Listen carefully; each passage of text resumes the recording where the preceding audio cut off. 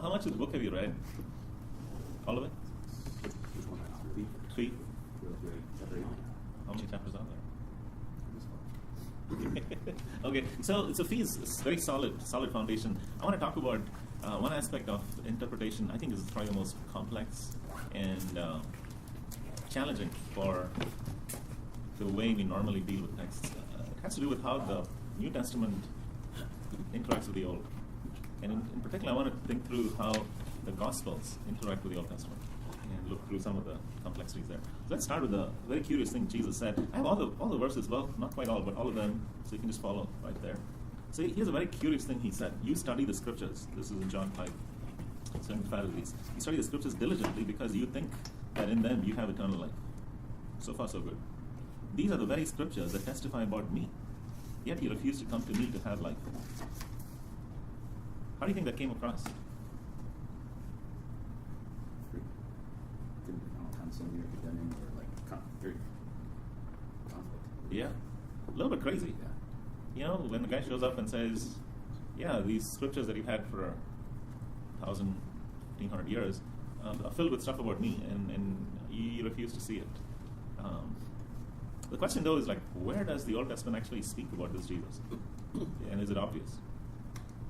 And then you come to John 5:45. He says, but do not think I will accuse you before the Father. Your accuser is Moses, on whom your hopes are set. If you believe Moses, you would believe me, for he wrote about me. Where did Moses write about Jesus? Was it the point lifting up the serpent? Huh, that's cool. Well, yeah, that's possible, but I like that he went there. Yeah. I thought that was a symbol to the... It's a symbol. Yeah, we'll come to that. But it's one of the statements that, unless you're committed to the fact that what Jesus is saying is true, you dismiss as Jesus is saying something crazy. I mean, we are committed to that, so then we want to figure out how it works.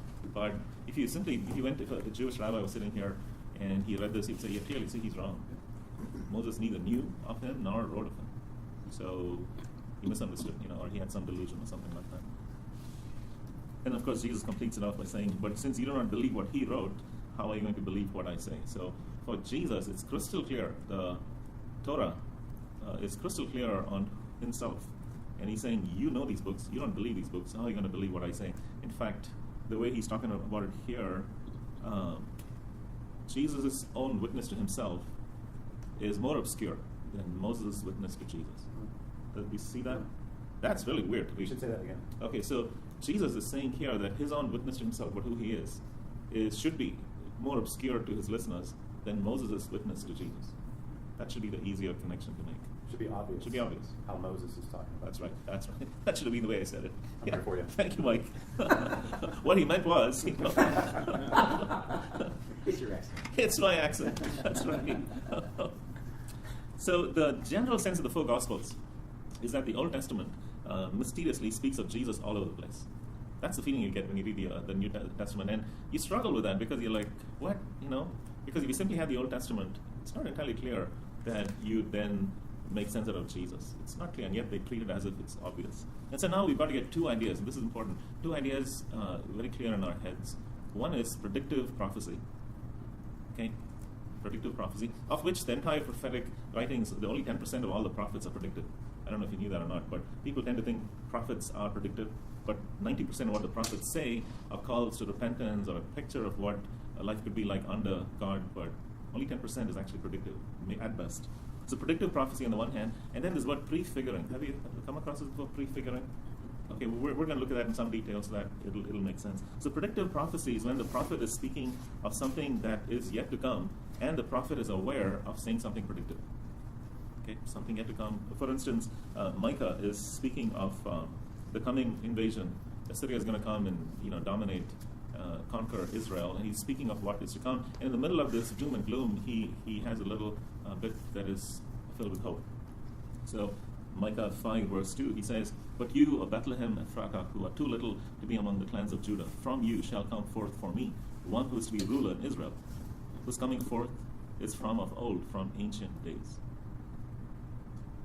So he's saying even though the Syrians are going to come and overthrow the ruler of Israel, the king, and take them into captivity. Even though it's all going to fall apart, yet one day from this tiny little village, which at its peak had maybe 500 people living in it, from this tiny village in the backside of Israel is going to come one who is going to be ruler in Israel. And there's something mysterious here. What's coming forth is from ancient days. So hang on to that and keep that in your mind. We'll come back to it later. And then he says, in going forward, he says, and he shall stand and shepherd his flock in the strength of the Lord, in the majesty of the name of the Lord his God, and they shall dwell secure, for now he shall be great to the ends of the earth, and he shall be their peace. You read this, it's all familiar to us because they put Jesus right into it, right? And yet they didn't know that. But this is the predictive, prophetic word that Micah is putting forward to us. And then Matthew, when you hit Matthew chapter 2, Matthew describes the birth of Jesus and connects it directly to all of that. He says, Matthew 2, verse 1, after Jesus was born in Bethlehem in Judea, during the time of King Herod, Magi from the east came to Jerusalem and asked, where is the one who is being born king of the Jews?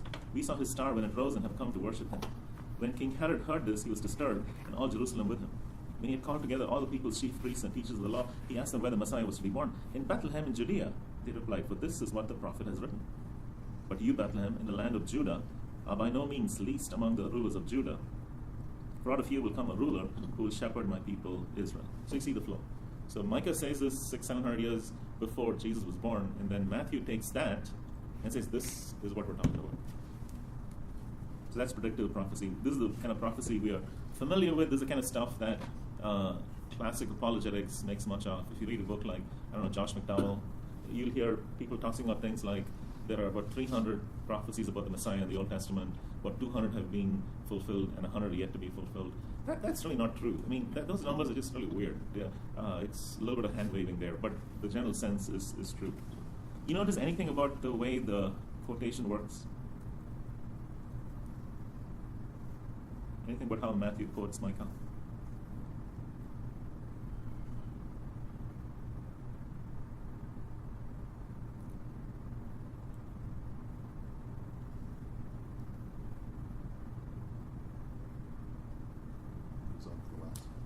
Leaves off the last piece about the coming forth from old. Okay, that's good. Yeah, it's very good.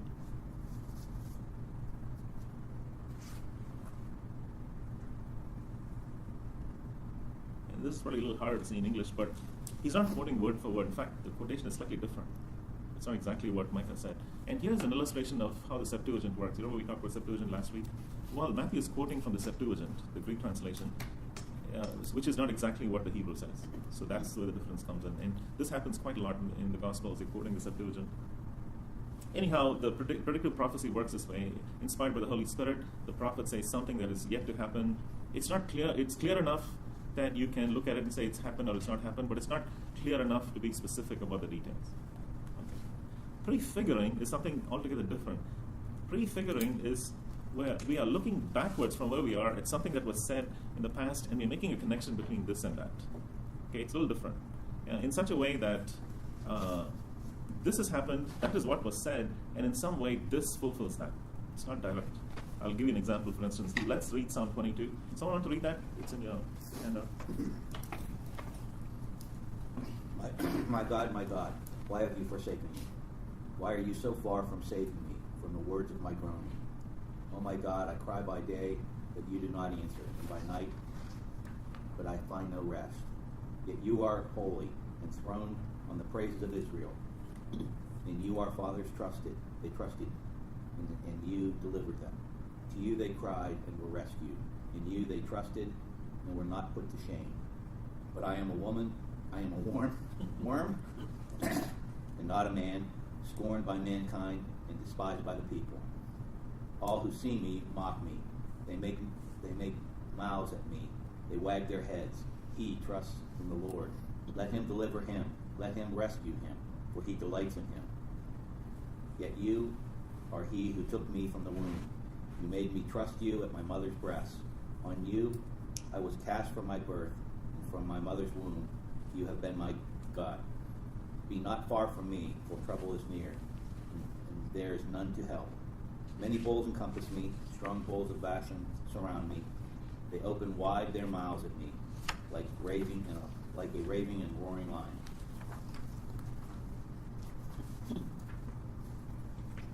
Yeah, it's more. Yeah. I am poured out like water. All my bones are out of joint. My heart is like wax. It is melted within my breast. My strength is dried up like a potsherd.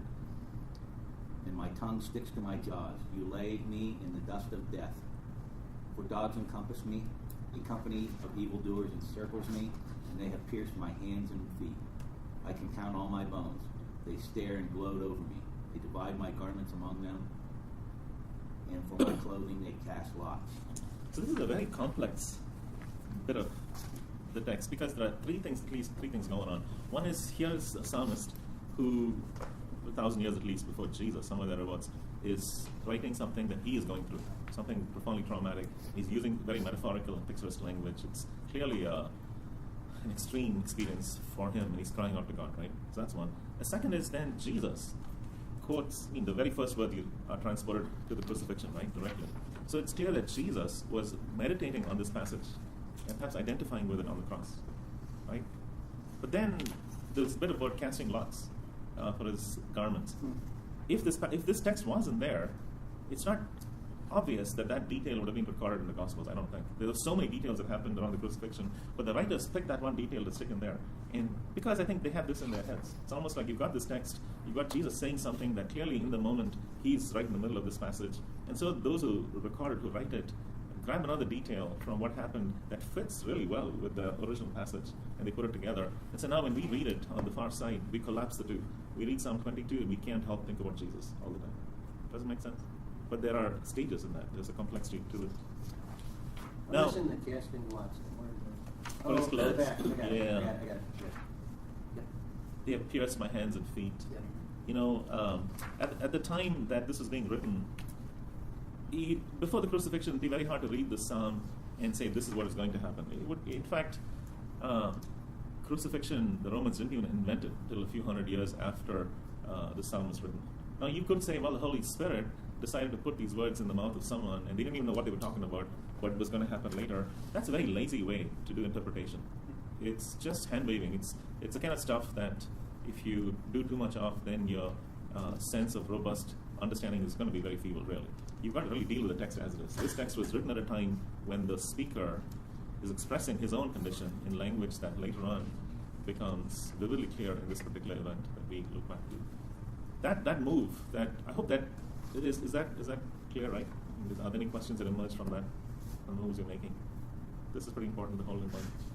Okay. I mean, this is a little bit of a tangent, but do we have any idea what David was, if he was the psalmist, what he was talking about when he says, "My hands are pierced"?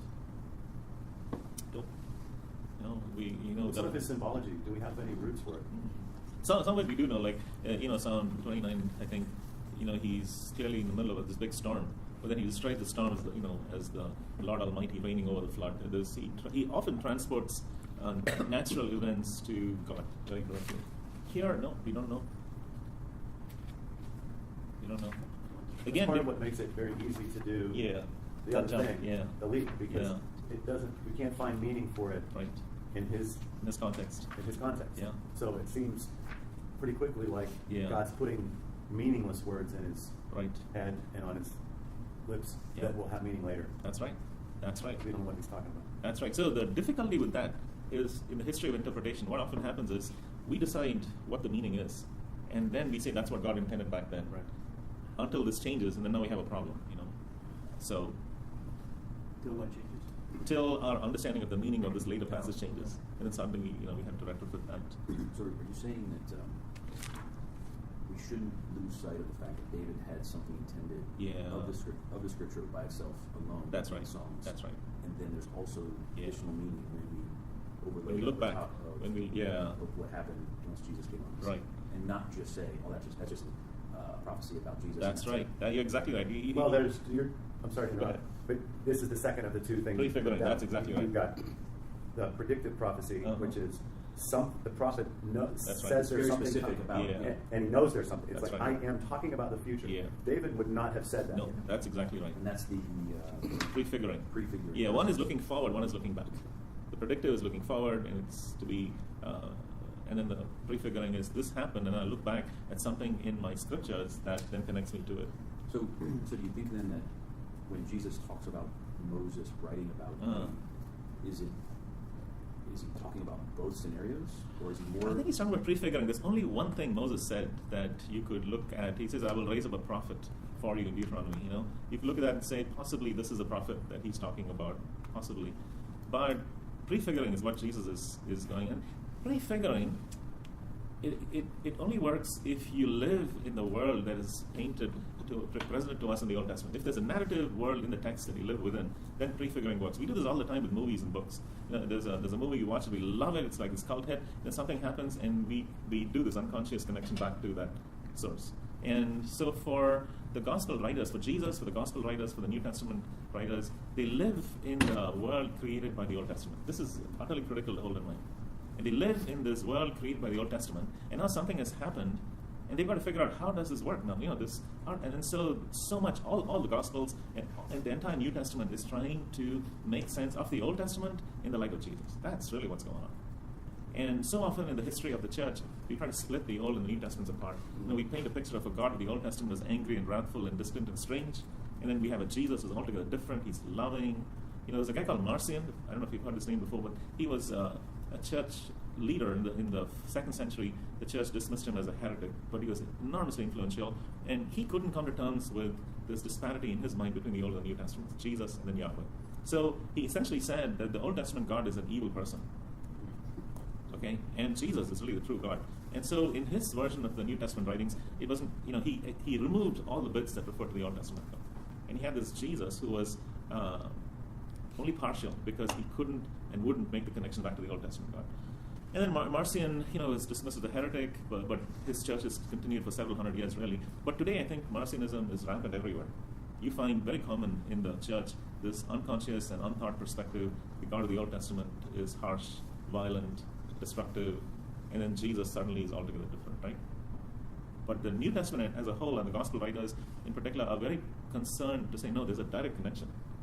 This is not like this cataclysmic change as much as the fulfillment of what was given to us. So they're living in the world of the Old Testament and trying to make sense of what happened with Jesus. And to do that, that's where prefiguring starts. They start looking back at the world of the Old Testament and going, oh my gosh, look at that. That's what was going on here. Or wow, I didn't see that before, but this is what is going on here. Now this move is very difficult for post-Enlightenment Western interpreters to make. I don't know if this sits well with you. If it does, awesome. But for a lot of people, it'll feel uncomfortable and kind of weird. He didn't mean that. I mean, we're told that to understand something, you've got to go back to the author's original intention and what he was saying in his context, right? And that guides all our interpretation. And if you only stay with that perspective, then the Gospels and the New Testament, the way they use the Old Testament, is going to feel really weird. So that's why I'm picking this issue to discuss with you today. Why is it called prefiguring? That's just a little technical, but I would be more comfortable with post-figuring. Yeah. What is pre about that? So the idea is that this happens over here, and this text that happened way before seems to prefigure it. Oh, you're trying to find a way, instead of calling it prophecy. Yeah. It's not prophecy. But it is prefiguring. No. It's post-figuring. Right? Sure. Yeah, absolutely. Absolutely. This is just the technical term they use because they're looking at it from over here. It looks like it prefigures, But your whole point is that it wasn't prefiguring. It was just there. It wasn't. He wasn't prefiguring anything. Yeah. Well, he wasn't predicting anything. It wasn't pre-anything, was it? He was just experiencing a bad situation. We're not looking at the intent of the author at all. We're looking at the text and saying it seems to prefigure. Something's going on here that after that thing happens. A foreshadowing. Is the synonym. I don't know if that helps. Prefigure in literary terms means foreshadowing. It's a matter of appearances. It looks like this is what it was. Mm-hmm. And then the New Testament gospel writers say this is what was going on back there. Yeah. Your point is well made. Post-figuring could work just as well. So okay, I'm confused. Yeah. Did David have intent to talk about his experience, or he actually was thinking through that there's a Messiah in his future? Yeah. It's a judgment call, and we're saying that he was talking about his own experience. Yeah. There's no reason for us except an appeal to something we don't even know, that he was talking about something else. Micah, on the other hand, is very specific. Yeah. He's saying this is going to happen. So then we know, all these are judgment calls we make to honor the process of honest interpretation. And here we think, it's not clear that David was talking about Jesus. I don't have any reason to believe that he was. So, I guess to your point, as you read through, he gives us a list of things where you're going through different sections, right? Be careful not to allegorize, to contextualize, right? so that's what they did, right? And we're like, well, they got to do it like that. Yeah, that's my biggest tension. That's right. Is recognizing that what was done in the New Testament is some of these things, but I don't get to. Yeah, I want to come to that. That's a great question. I want to come to that because, okay, so what happened was that the New Testament and the Gospel writers do this thing. And then the early church takes off on this and goes all over the place. You know, you find, if you read Augustine, who's one of the 3 most brilliant theologians we ever had, and you read him and you go, oh my gosh, what are you saying? You'll say this means that. You're like, I don't see that at all. It's almost fantastic sometimes how far they go. And so this had become so rampant that by the Middle Ages, you could make anything look like this prefigure. There are people discovering all kinds of insane things. All the apocalyptic. Pre, post. Totally. That, right? It got so insane that the reformers got super nervous about all of that. So when they came in, and especially when the reformers came in post Enlightenment, there was this thought that you got to approach it scientifically. You know, truth. There was a very narrow picture of truth that every text has one clear whatever. And so trying to control the craziness. Yeah, they kind of control the craziness and say, oh, that's insane. And so in a very noble attempt to do that, then they set up a hermeneutic that then you go back and read the New Testament and you go, well, they're not doing that. And you go, right? You feel like, how do they get to? That's exactly your question. I think the simple answer, which is easy to say but very hard to practice, is that you got to educate yourself completely in the Old Testament and completely in the New and understand how they make these prefiguring moves. And as you get more and more expert at that, then you'll have the capacity to make those judgments. You can do whatever you want. You've got to follow the way that the New Testament writers did it. N.T. Wright has this metaphor for the story of the Bible. You're probably familiar with, right? Creation and fall and Israel, and then Jesus and the church in 5 acts, right?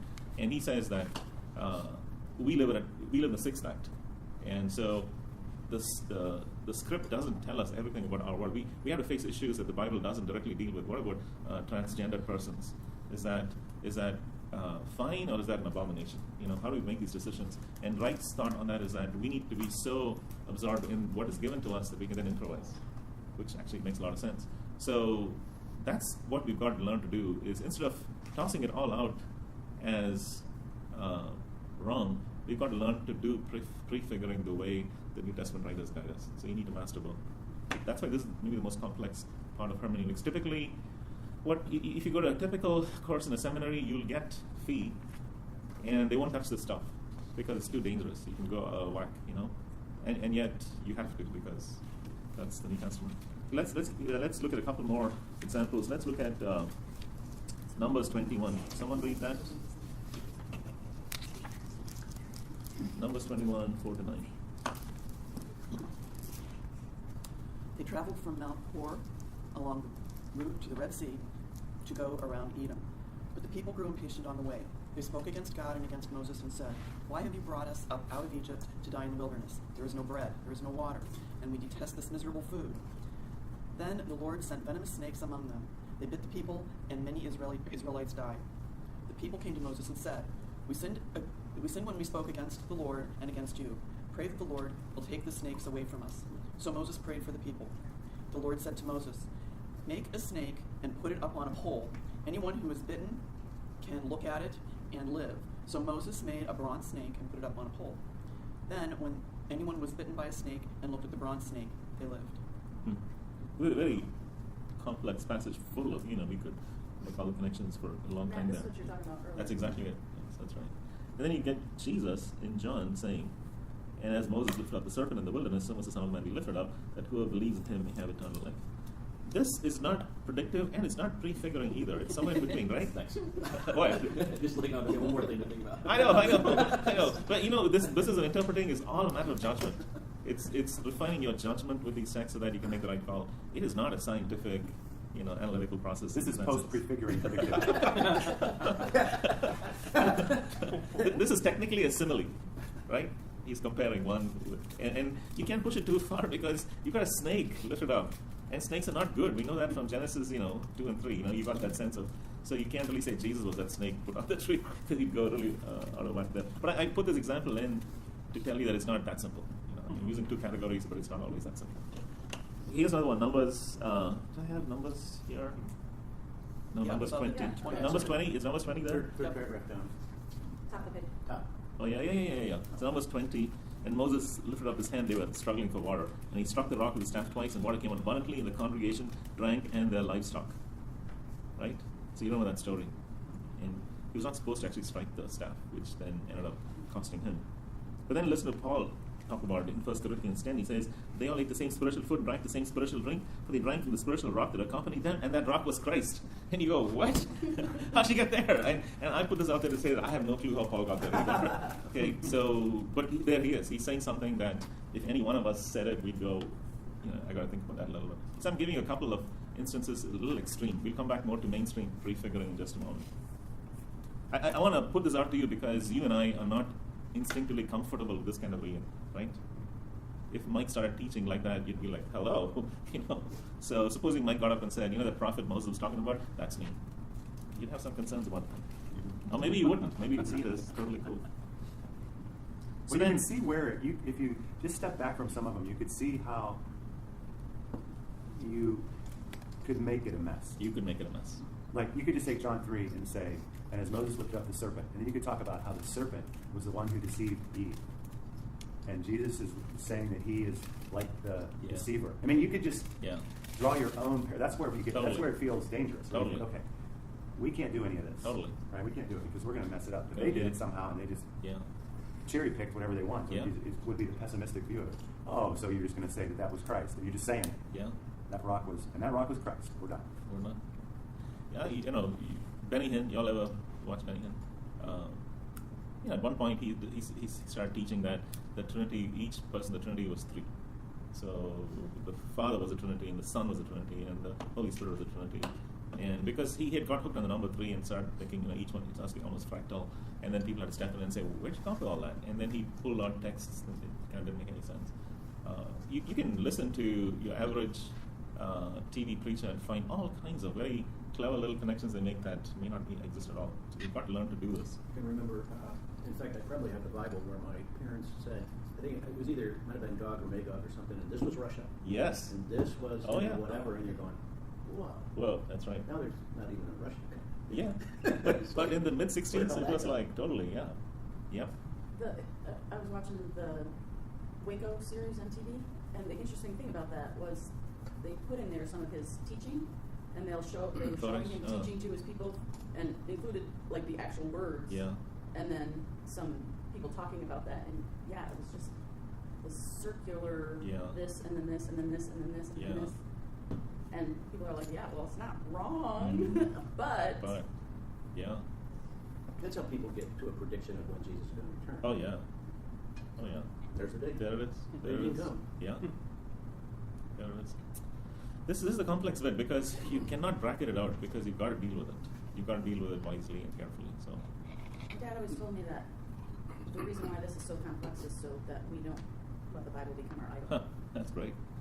Do you think though that is it that people come to Scripture with a preconceived, I need this to be, and therefore I'm going to go get my support, like Benny Hinn going and saying, this is what I want to say, all the time. Or is it really like people just are? And I guess I'm probably asking a question I think you answered, but for our own sakes, right?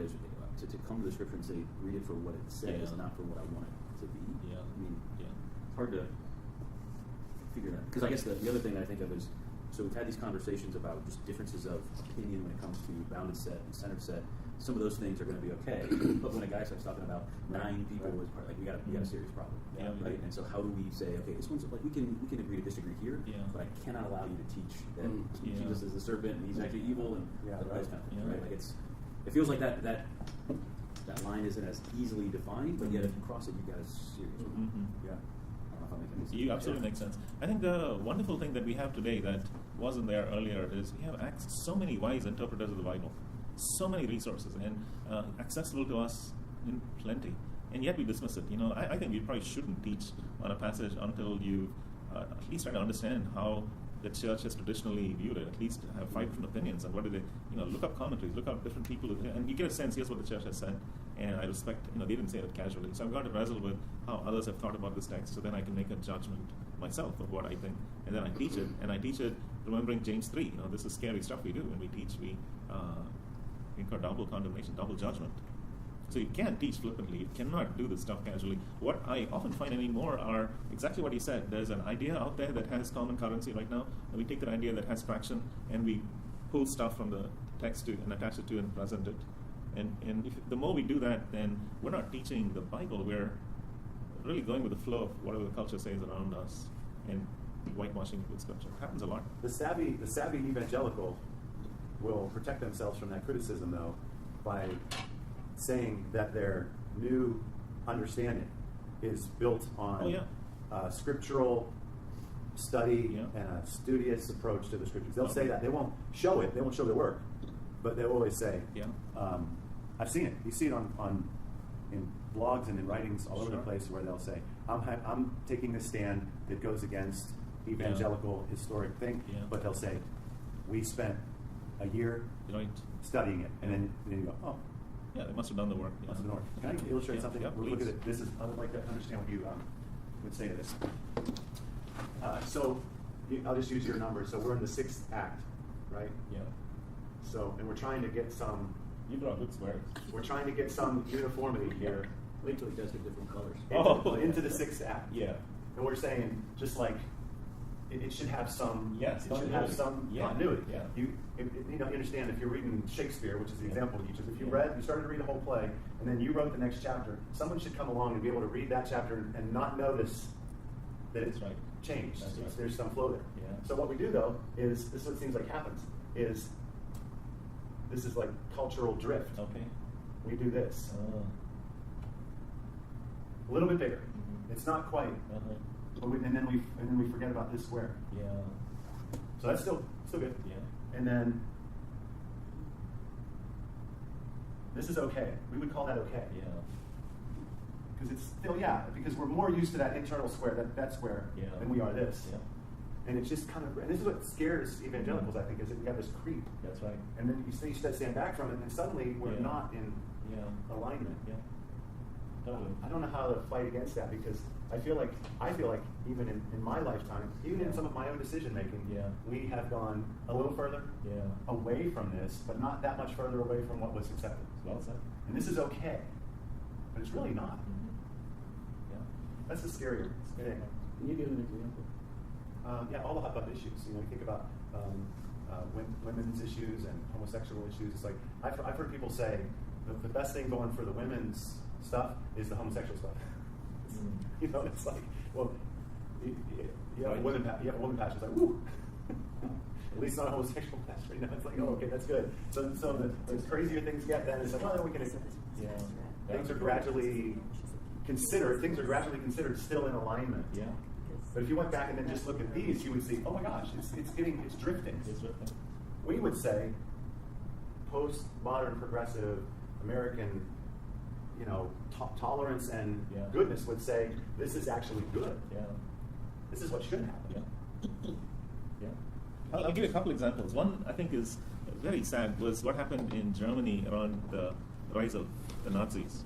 The German church, majority of the German church took on a concerted effort to de-Judaize the Bible entirely, to remove every trace of Jewish influence on their faith. And in fact, they had a group of about 70 to 100 scholars whose full-time effort it was in a particular place to do just that, to de-Judaize all of it, because they didn't want their Christian faith to owe anything to the very people that they had determined to remove from it. So immense effort. And then there were minority voices in the German church dissenting and speaking against that and fighting for it. And if you go back and read those days, and some brilliant theologians, you just sit back and go, how in the world did you give into that? And that just happened. That's one. Here's another one. In this country, there's a very peculiar twofold error that happens. One is that we believe that we are Israel. We believe that we are the chosen people of God. And all the blessings of God come to we. You don't actually question that. There's a sense of that's us, right? That's one. And the other mistake is very peculiar. We identify present-day political state of Israel with biblical Israel. They both are insane. They make no sense at all. And yet, we make those moves to legitimate other moves that you want to make. It is nice to think that we are the people of God in a special way, apart from everybody else. Well, but it's not true. So that's the only problem there. So you see that. But these are kinds of things that the moves we make that come out of a desire to, you have an outcome in mind, and therefore you go back and put that in. That's about the only way I've figured out how to fight against wrong interpretations is if you can uncover a selfish or egocentric motive, then I don't even care if you're right in your interpretation. We can't accept it because it just it comes from the wrong space, which is why we talk a lot here about only interpreting in community. Yeah, that is utterly critical. Yes. Go on, Mike. That's it. Yeah, I mean, it's like we do it together, and we do it not only peer to peer, we do it in a structure. And so the elders we have and the community that we have has to be in agreement, which just basically fights against egocentrism. I had somebody say to me one time, well, those are just the verses you love. Yeah. I got thinking, and I thought, I love those verses. But there's a whole Bible that I'm not putting in the same camp. That's a good, as let's do things decently and in order. I like that, that fits me. Yeah. But then there's a whole bunch of other ones. These go, those are just the unpredictable, ones you crazy love. stuff. Yeah, totally. We need each other, and I think Protestantism has a lot of wonderful things going for it, but a lot of crazy stuff. We rejected the Pope, the authority of the Pope, and we set up 40,000 popes. Every large church has a designated pope, right? Every small church does too, and every small group can have a designated authority. It's laziness. It just doesn't make any sense. So, if you're going to be in church leadership, if you're going to be responsible for people or to teach, it's a lot of work you're going to have to put into it. You're just going to have to do all this in community in your own context, and then outside it. You've got to.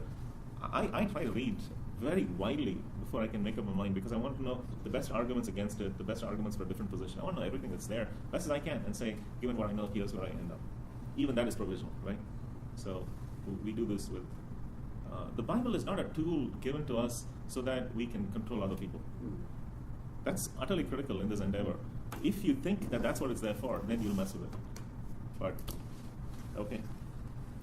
Can we ask this one? Like on your analogy when it comes to the cultural drift that you're talking about, are things like prosperity gospel, would you call those drifts, or would you just say, because I think back to our series on 1 Corinthians, right? And we're talking about how we feel like we have these issues today that, it's just our culture, but yet you go back and look at some of the things that early church struggled with, it's like, well, they struggle with the exact same thing. So it seems like there's things that humanity seems to deal with on a regular basis, and then there's cultural things.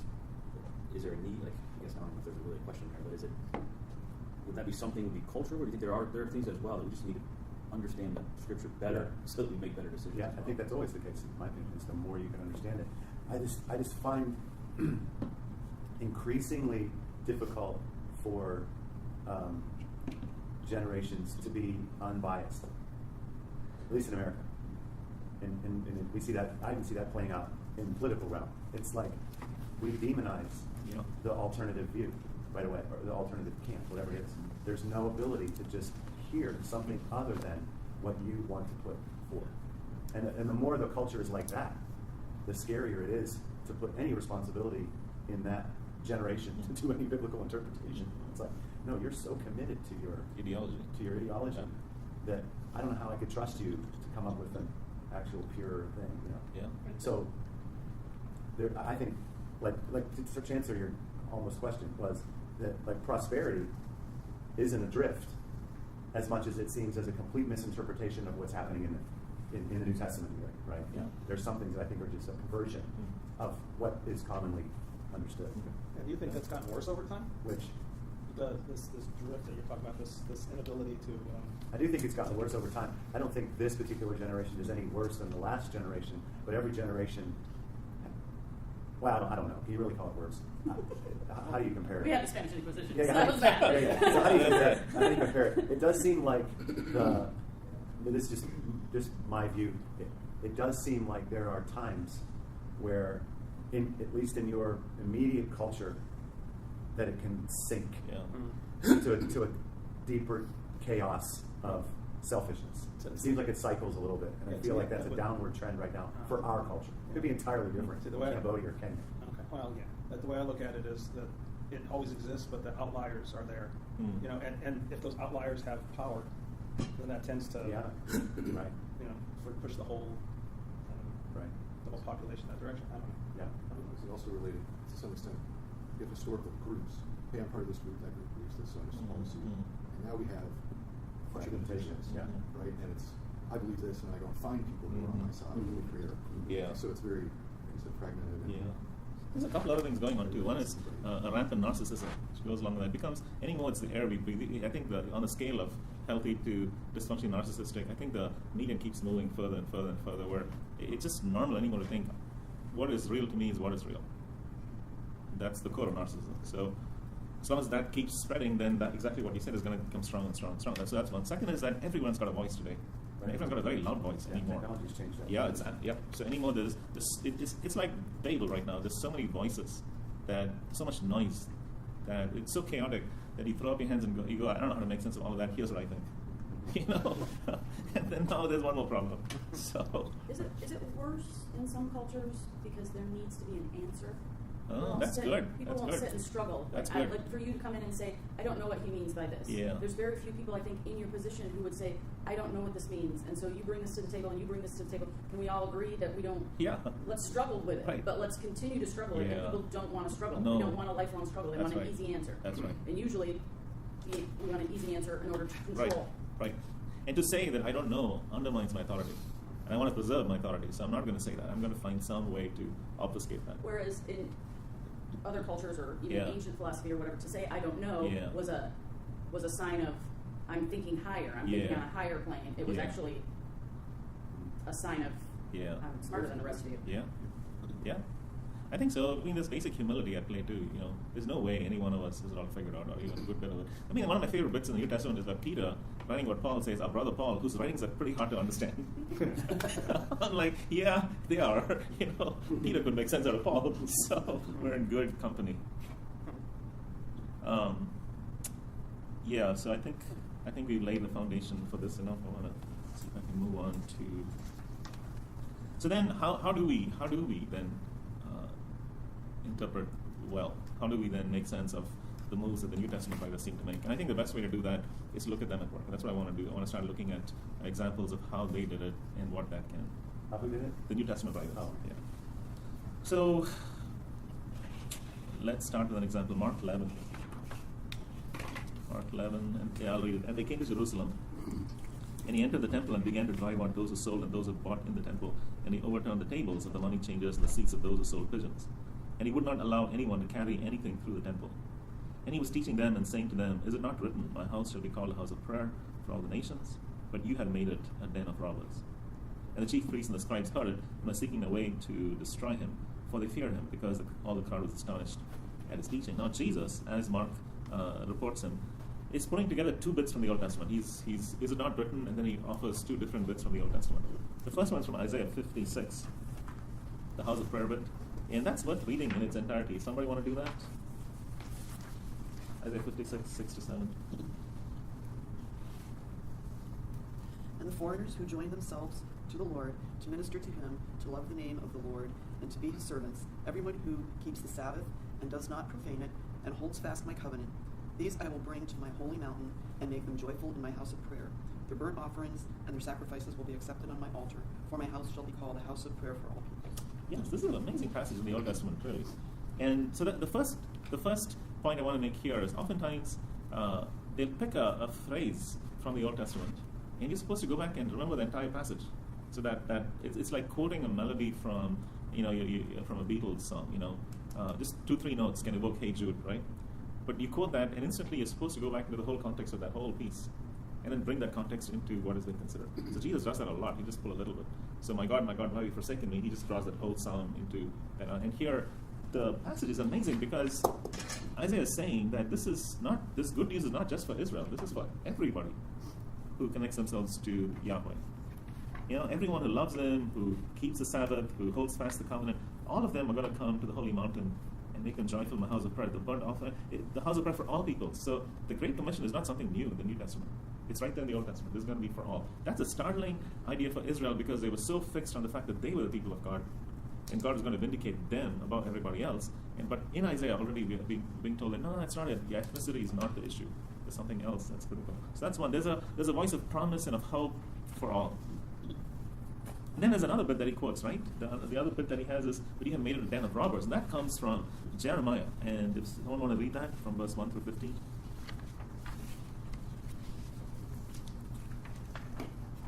The word that came to Jeremiah from the Lord. Stand in the gate of the Lord's house and proclaim there this word, and say, Hear the word of the Lord, all you men of Judah who enter these gates to worship the Lord. Thus says the Lord of hosts, the God of Israel, amend your ways and your deeds, and I will let you dwell in this place. Do not trust in these deceptive words. This is the temple of the Lord, the temple of the Lord, the temple of the Lord. For if you truly amend your ways and your deeds, if you truly execute justice one with another, if you do not oppress the sojourner, the fatherless, or the widow, or shed innocent blood in this place, and if you do not go after other gods to your own harm, then I will let you dwell in this place, in the land that I gave of old to your fathers forever. Behold, you trust in deceptive words to no avail. Will you steal, murder, commit adultery, swear falsely, make offerings to Baal, and go after other gods that you have not known, and then come and stand before me in this house, which is called by my name, and say, We are delivered? Only to go on doing all these abominations? Has this house, which is called by my name, become a den of robbers in your eyes? Behold, I myself have seen it, declares the Lord. Go now to my place that was in Shiloh, where I made my name dwell at first, and see what I did to it because of the evil of my people Israel. And now, because you have done all these things, declares the Lord, and when I spoke to you persistently, you did not listen, and when I called you, you did not answer. Therefore I will do to the house that is called by my name, and in which you trust, and to the place that I gave to you and to your fathers, as I did to Shiloh, and I will cast you out of my sight. That is intense, isn't it? This is exactly what Jesus is saying. He's evoking both these contexts with just a little phrase, just by saying a house of prayer. It evokes the sense of promise and hope to all the world if you will but follow the Lord your God. But then the den of robbers is, but you, Israel, you're faking it. You're just saying all this stuff that is supposed to be, but really you're pretty broken, you're pretty evil, right? So therefore, I'm going to destroy this place. So when Jesus says that little sentence, those listening to him, who are fully versed with all the stuff, they know the scriptures. They hear that. They hear two very outrageous things. One, that this hope that they think is theirs is for the whole world. And second, that they who think they have it are the very ones that he is coming to in judgment and condemnation and destruction. And so when they hear this is what happens when he's cleansing the temple, right? We call it that. So when they hear it, the line is drawn, and Jesus has to be done away with. And so 5 days later, he's crucified. You see the intensity of what is happening here. More than any other time, Jesus lays it out crystal clear to his people, and he does it by evoking these contexts and prefiguring what is going to happen, or post-figuring, I don't know what word we picked, but he's doing that thing which we have no name for, by grabbing bits of the great prophets, bringing it into the present, and saying, this is what is happening here. Very intense. Now, you will not get this, the intensity of this text unless you're aware of the context. For most of us, we'll read it. Most interpreters do something like, well, they had a business going on in the temple, there were money changers, and there were some transactions going on. These money changers were not doing honest business, so it's a den of robbers. Lazy interpretation and then you wonder, big deal, so what's the big deal about that? No, it's much, much, much more going on in these simple words. So then, I don't know if this is good, but really was more about Jesus drawing attention to the fact that the house was for everyone, and that Israel wasn't in the right place. Not as much about the fact that there was this money changing taking place. Was he addressing that there was really an immediate problem of the way they were handling the house of God, but also this bigger picture? Great question. So he's talking about the bigger picture. Prophets often did weird things to call attention to something bigger they were saying. Ezekiel did some pretty bizarre stuff, whatever. So the prophet Jesus here overturns this, disrupting everything, and then pointing to all this. So he wasn't condemning the money changers specifically. He's condemning Israel. But he's using that as an act to draw attention to. Which they were doing wrong. Yeah, absolutely. They shouldn't have been doing that. That's right. But they would have known that. They would have seen it. They would have heard it. They would have. So it had context for them. Yeah. They had experienced it. Yeah, that's right. Made it real to them. That's right. That's right. All of that. But then, if you were there as a Pharisee hearing that, now you know. Mm-hmm. Now you know. You, if you continue in your present path, are condemned, and those that you look down upon, if they adhere to Jesus, they are welcome. So the prostitute and the sinner and the tax collector and the Canaanite, they are welcomed because they love Jesus. They're not pretending. But the Pharisee, and that's a complex issue. Pharisees are not all bad. That's another complex issue. But in this context, that's the way he is. And then, of course, you see crystal clear that the temple is going to be destroyed. He's saying that, just like in Matthew 13 or Mark. You can almost imagine the young people reporting on what happened when Jesus went through the temple, and they would be saying, "Oh my gosh, did you hear what Jesus said about the money changers in the temple?" And you can see the older, wiser people going, oh, that's not what happened. Yeah. Yeah. You have no idea what. Isn't that another thing that's beautiful about Scripture, though? That it meets you where you're at. Yeah, and takes you beyond. You can't go that far. Yeah. I'm not saying that we should encourage that and teach that. Yeah. And that's why multi-generational community is amazing. But you've seen it when, couples going through divorce. Well, you have, somebody who's just in the midst of that, or they're in a young marriage and they're going through that, and then you have an older couple who's struggling with those same things and going through that, and what speaks to them might be different. Totally. Or what caught my attention as a teenager, you read over and over and over again, and you're like, oh, holy crap, I'm in a whole new space now. Yeah. And I see that totally different. That's the kindness of God, huh? It's amazing. Let's dive another long one. How about Luke 24? Who'd like to read that long passage? That very day, two of them were going to a village named Emmaus, 7 miles from Jerusalem, and they were talking with each other about all these things that had happened. While they were talking and discussing together, Jesus himself drew near and went with them, but their eyes were kept from recognizing him. And he said to them, "What is this conversation that you are holding with each other as you walk?" And they stood still, looking sad. One of them, named Cleopas, answered him, "And are you the only visitor to Jerusalem who does not know the things that have happened there in these days?" And he said to them, "What things?" And they said to him, "Concerning Jesus of Nazareth, a man who was a prophet, mighty in deed and word before God and all of the people, and how our chief priests and rulers delivered him up to be condemned to death and crucified him. But we had hoped that he was the one to redeem Israel. Yes, and besides all this, it is now the 3rd day since these things happened. Moreover, some women of our company amazed us. They were at the tomb early in the morning, and when they did not find his body, they came back saying that they had even seen a vision of angels who said that he was alive. Some of those who were with us went to the tomb and found it just as the women had said, but him they did not see. And he said to them, O foolish ones, and slow of heart to believe all that the prophets have spoken. Is it not necessary that Christ should suffer these things and enter into his glory? And beginning with Moses and all the prophets, he interpreted to them all the scripture and the things concerning himself. So they drew near to the village to which they were going. He acted as if he were going farther, but they urged him strongly, saying, Stay with us, for it is toward evening, and the day is now far spent. So he went to stay with them. When he was at the table with them, he took the bread and blessed it, and broke it and gave it to them. And their eyes were opened, and they recognized him. And he vanished from their sight. They said to each other, Did not our hearts burn within us while he talked to us on the road, while he opened us to the scriptures? And they rose that same hour and returned to Jerusalem. And they found the 11, and those who were with him gathered together, saying, The Lord has risen indeed, and has appeared to Simon. Then they told what happened on the road, and how he was known to them in the breaking of the bread. So this is really beautiful too, right? This whole story is absolutely beautiful. So you've got these disciples who have a decent grasp of the Old Testament. They are Jews, they're not educated Jews, and they've heard from childhood, they've heard this whole framework. So they're familiar with the Old Testament and all of that. But now they cannot fit into their understanding of the Old Testament that the Messiah suddenly got crucified, first of all. That's bizarre. And secondly, now some women who are known women are not the best witnesses. I'm not saying that here, but in that context. And so they're saying that Jesus is now risen from the dead. What does that even mean at all? It's kind of weird. And they're sad, they're depressed, nothing makes sense. And then Jesus shows up, and what does he do? What does it say? Ask them a question about Yeah. Yeah, it's kind of a cool question. What's going on? But in the end, he says, and beginning with Moses and all the prophets, interpreted them in all the scriptures, the things concerning himself. So you see the same flow. That that's the prefiguring what we're talking about. And I wish I could have been there. Don't you? It would be really fun to have it laid out. And I used to think it's kind of sad that Luke didn't record that. I would have make the book twice as long. Just put down everything he said right there. That would be pretty useful to us, right? Or there's other bits where it says, and he stayed with them for 40 days, teaching them about the kingdom of God. And they don't say what he said, and that's kind of frustrating. And then it dawned on me, really, where you hear all about that is the book of Acts. So they get up and teach what he had taught them.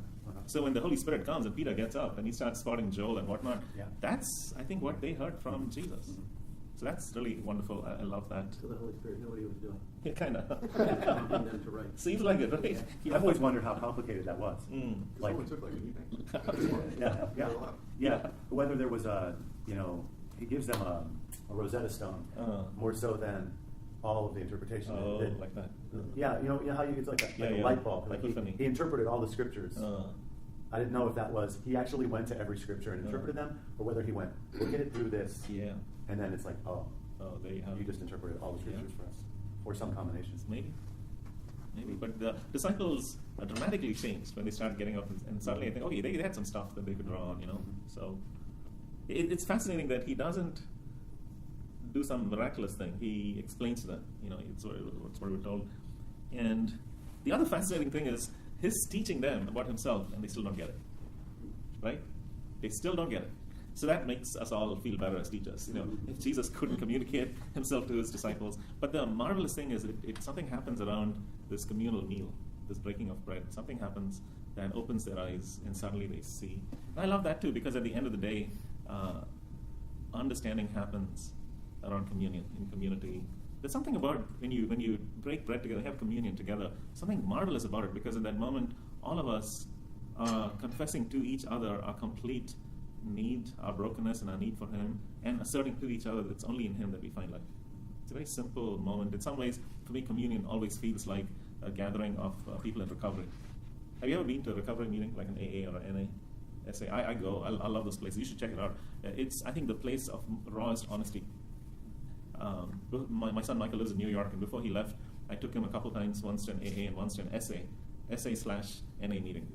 These are people who are utterly broken and are completely aware that they just need help to get through the next day. Now, you and I, we think we're okay. We think we can manage our lives. We're not addicts. We're addicts to sin, and that community, this transparency that I think is remarkable, that if church were like that, it would be altogether different. We wouldn't be pretending whatever. That's a whole other sidebar. But the thing for Micah that struck him was that he sat there listening, and I thought, oh my gosh, then it clicked that I too could be there. I can make choices that get me there. So that was one. And the second was he loved the honesty. He loved the transparency that's there. So communion is like that for me. It's that one moment where we all shed our pretenses and say, we need and you provide. So I love that that's where the eyes are open. Michael Frost. Yeah. He has that missional construct for his church. He's an Australian pastor, and it's Bells, which is the precursor to our Bless 10. It's the same. When he talks about eating together as part of the construction of sharing your story, the whole Bless concept and the Bells concept is basically how to build a relationship in such a way that you end up being able to tell your story and to tell the God story. And it starts with prayer and then listening, and just basic. But they all have eating in it. And if you read their support of that, the concept is when you're eating, it's a level playing field. It is a level playing field. We all have to eat, like you just said. We all have to eat or we die. So people ask me every time, and I think the Blessed 10 seems like a very profound thing, except for the eating part. It just seems like, why do you put that in there? And it's what's it stand for? Begin with prayer. Okay. We have everyone's theoretically praying for 10 people that are far from God. Okay. And then of those people, when you have the opportunity, listen. And then you eat with them. Have a lunch or a breakfast. And then you serve them. Yeah. And then you tell the story of God and share your story. Share your Did story. you talk about that? No, it's a conversion from Bells. I love it. It's so good. And then the Ferguson brothers up there. And then you have 10 non-believers that you're doing that with, that you're praying. So you have a list. I love it. Yeah. I told John Thomas I come and teach his missional leaders that, because it's been one of the most powerful tools we've had. I love it. It opens people's eyes to the mission field that's right in front of them. Yeah. The most powerful part of that thing has been people just constructing the list. Yeah. Because now you're thinking about your world entirely different. Yeah. And then you're engaging entirely differently. Yeah. I've discovered it. You haven't invited them to church. No. I love that. No. Yeah. So but anyway, the eating part, that's what struck me, is that they all teach the same basis for that, which is it's really hard to feel superior. Yeah. When you're sitting at the table eating. Can I see that? Can I attribute it to you and use it? Yeah. And I love every time it. you attribute it to me, I'm usually attributing it to someone. That's great. That's the way it works. I love it. Okay. I want to move into, so this is maybe a little flavor of the way, the kind of stuff we're discussing, the kind of interpretation we're discussing. I'd like to spend the rest of our time today and the next week, right? I'm on next week too, I think so. I'd like to spend the next, talking about the Gospel of Mark in particular, how Mark does it specifically. We'll go through it, and then if you have time, we'll look at the other Gospels. Any comments and questions on all of this so far? Anything that's fuzzy, anything that's, any questions that it provokes?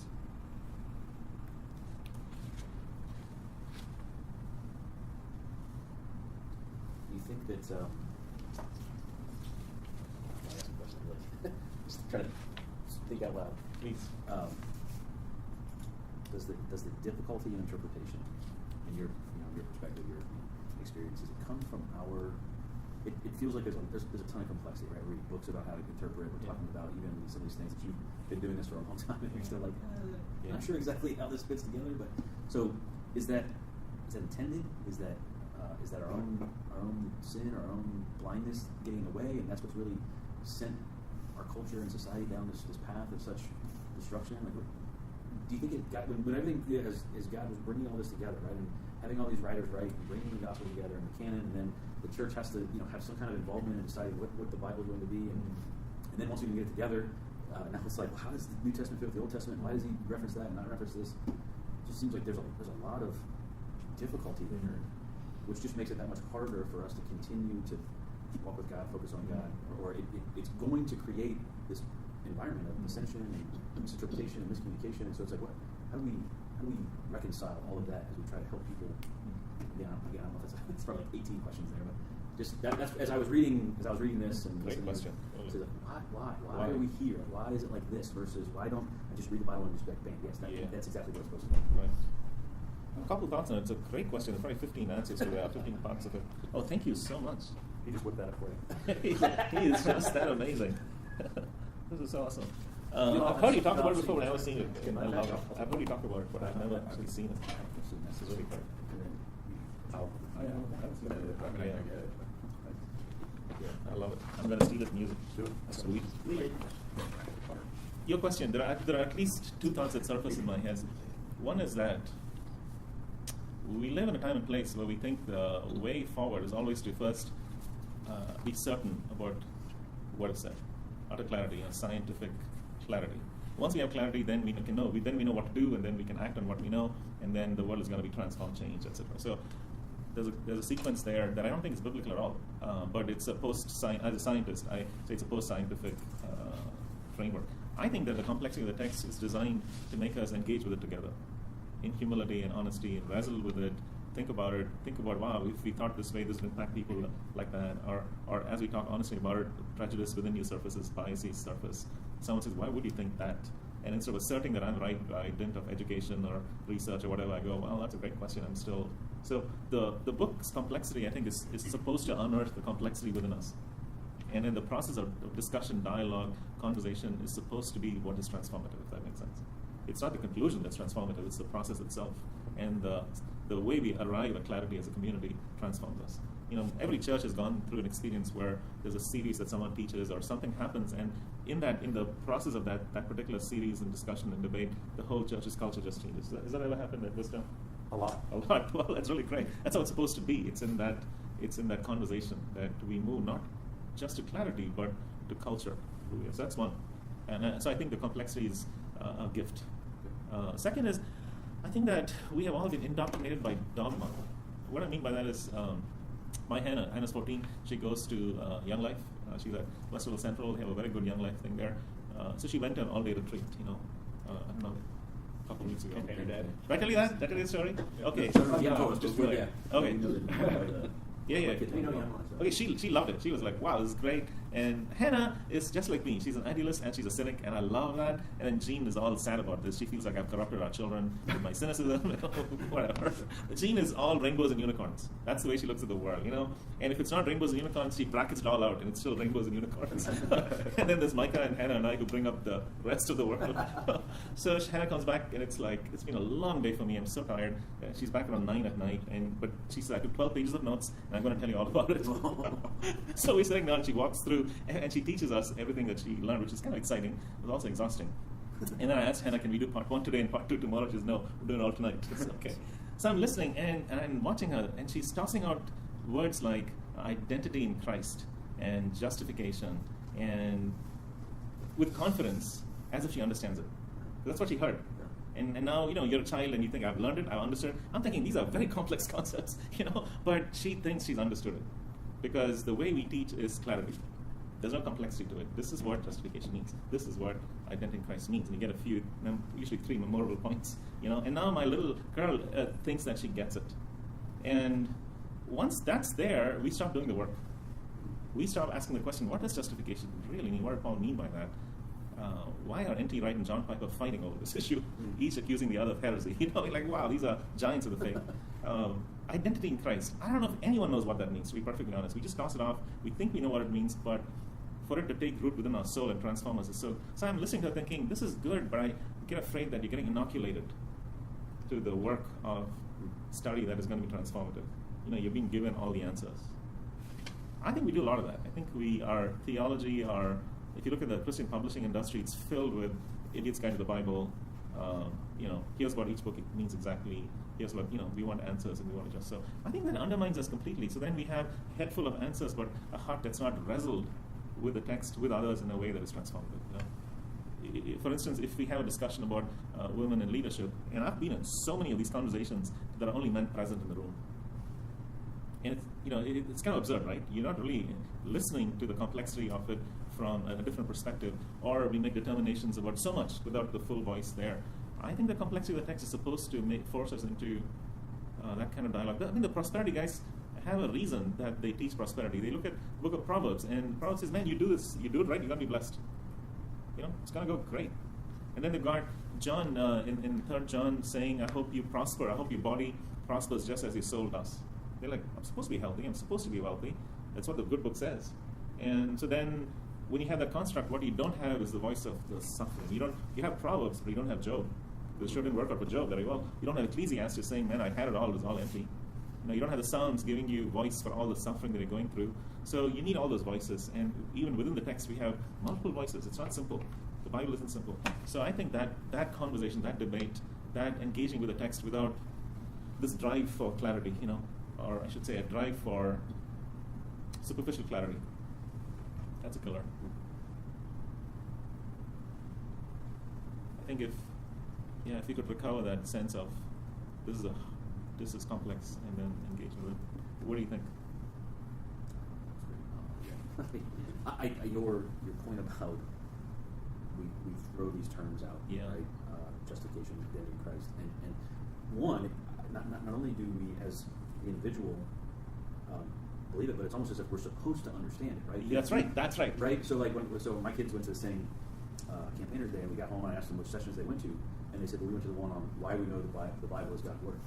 And I asked them, I said, well, do you actually believe that?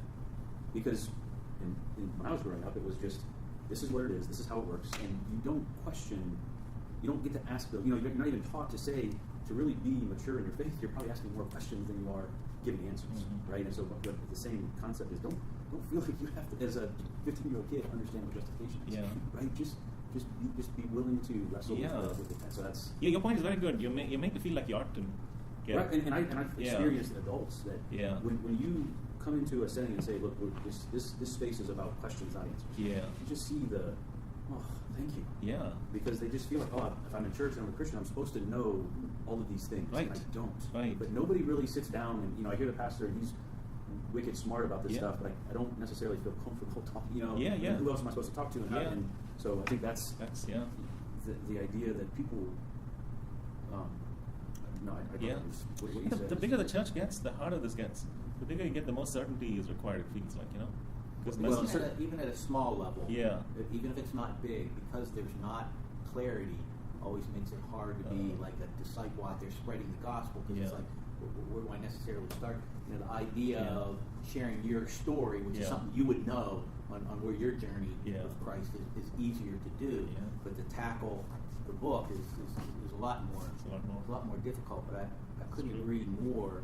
The complexities and how that leads to just engaging discussion for your whole life is of great value, and it makes for a wonderful journey. I think so. I find people are very receptive to, maybe we've built that culture here too, where we don't know everything, and we're willing to be in discussion. That's so good. But so good. It's got limits. It's got limits. People, two limits. One, people are very comfortable with that, but then at the end of the time, it's like, but seriously, what's the answer? Yeah. I'm willing to engage. Last 5 minutes, give it to me. I'm willing to engage it, but there is a point where I finally say, come on now. I really want to be able to know the answer. The other distraction is, Carol's got one too. The other distraction is, or it can become a distraction, where you're engaging this unsolvable problem, or you're pressing it into an unsolvable space, and now that's all we're talking about. We can't get on with the stuff we actually know. We do need to keep living. We need to keep moving. And it's very hard for people to live in a perpetual state of we don't know. And people are very uncomfortable with me when I keep saying, well, I just don't know. Well, and I think to that point, people would rather go and deal with those unsolvable problems because there is no real requirement of change or transformation when you get into those discussions. You can just sit So, it's the thing that's intimidating, though, about working with your less tens, for example, when they look at you and go, okay, so Mike, what's the answer? Yeah. You're thinking, okay, here's a person searching. I'm supposed to be bringing them to a place, and I don't have any answer. Yeah. And so that's, I think, where we get into some of the push-pull about telling our story. And I wrestle with that because I have my best friend from college grew up Catholic, and she's been nowhere for a really long time. I mean, she totally just disconnected. And she said to me things different times like, I wish I had what you have, right? And I'm like, you have what I have, right? And but I'm always very careful about, and it's my insecurity that makes me do this, about what I say when I talk about my connection with the Lord and how I feel in that relationship, because I don't want her to go, either she's crazy or she's been doing this for so long, I'm never going to get to that space, or I don't know, Yeah. So that's the thing. It's one thing for us, I think, in a group like this to talk about, I don't know. That's okay. That's a comfortable space. We all get that we don't know certain things, okay? And we're still searching, and it's part of the journey. But when you tell a non-believer, I don't know, and they're kind of thinking, well, then why do you even believe if you don't know? Right? Yeah, it's just... Don't pull me into your uncertain world then. Yeah. Why do you believe that, Blake, right? Why? You can't see it, you can't feel it. You know what you were saying about Campaigners Day was both challenging and convicting, because I'm a volunteer Young Life leader. I lead at Thomas Worthington just around the corner. But it's funny because I've not really ever thought about it that way, where I was that's largely what I feel like is done, and I feel like a lot of times Young Life does kind of throw out these big concepts, and it's check, check, check, check. But I think and I love Young Life. What you do is amazing. No, absolutely. What I think too with that is what actually one of my co-leaders was the main speaker for the whole weekend, and I think what's really fun about Hannah thought he was awesome. What's that, Josh? Hannah thought he was awesome. Oh yeah, Josh is a man. He said he spoke for 3 hours, and I could keep listening to what she said. Yeah, he's awesome. He does that a lot on the side too. He's a talker. But Okay. But I think what's really fun about it is it's also designed where it's okay, it's Campaigners Day, all of Columbus Young Life, we pull together, and then now everybody goes back home, and then we get to dissect a lot of stuff in Campaigners, actually. But then what we were even saying, where it's I think so often our culture even wants us to we want to be about clarity and about answers, and it's funny and it's convicting in the way that I feel my own approach to ministry a lot of times is why don't these kids just get it? Why don't they just understand this or this? And it's I don't even understand half these things fully. And it's that's so much of the culture, and I totally get that. And it's interesting too, because this Wednesday I'm leading Campaigners, and so there's almost been this little bit of a paradigm shift in my head, just even in this time where I'm okay, how do I go into that space pushing for them to wrestle and pushing kids to be setting them up to follow Jesus versus teaching them to know these just answers and stuff. And That's so, well said. but I also where I'm all of us are in that boat. I like the way you framed it. That's what we kind of end up doing. Yeah. We end up passing on half-formed understandings with confidence that looks like we get all of it, Yeah. and somebody else picks it up and does the same. Yeah. And pretty soon we have a layer that no one understands, but we're passing around. Yeah, that is interesting. It's a caricature. And but then I guess where my curiosity comes in, because I feel there's a tension there where it's okay, you take somebody who, what I love about Young Life is it's an awesome tool to reach kids who are unchurched. I mean, yes, if you are churched, it's great, come along. But there's definitely because I grew up in Catholic stuff, but wasn't at all engaged, and then came to Young Life, and the gospel became very real for me. And so I guess it's you kind of walk this tension of okay, if you're talking to someone who doesn't really get doesn't even have the building blocks for it, and you're teaching the building blocks. I feel there's almost there has to be some give me here's some answers, and let's build off of this. But I guess that's true. Yeah. I don't know, I have a question there, but I can't word it. Well, my pushback could be that I took 3 high school kids through the navigators, and the navigators are fill in the blank. Here's what this means. Now, there was part of that discussion of saying, I really don't know what it means for God to be Jesus, for me to be totally human and totally God. I don't get it. And so that was part of the discussion. But I think, what I would think is, God uses things like that. It doesn't mean that we say, thus saith the deal. But I do think they need the basics. I do think it was helpful for me to read Josh McDowell and say, this is why the Bible is authoritative, and it was written over all these different authors in this many years. I needed that as a base, but it didn't stop me because I'm a question asker. But to negate a little bit of what we're saying is we don't start with a high school kid and say, this is totally confusing. You're right, and that's the right pushback. They have to have some kind of base. Absolutely. And even to understand there is a word called justification. Because they're going to hear it. Yeah. And go, what the heck's that mean? You're right, Gary. Absolutely. So you're neither living in a world of complete clarity or complete confusion. And there's wisdom in saying this is clear to this extent, and this when we, I'm with you. I think where I have a difficulty is when we talk as if everything is clear, and these are the answers. You got it. Then I think, you just short-circuited the entire process.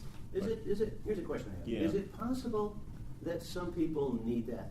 I think some personalities want it. So yes. I was thinking of my dad, who was kind of a hellion. He meets Jesus, and he needed the fundamentalistic, tight, and that's what he did all his life. And I always back up and I go, I wonder if that was God's design, that he needed that system.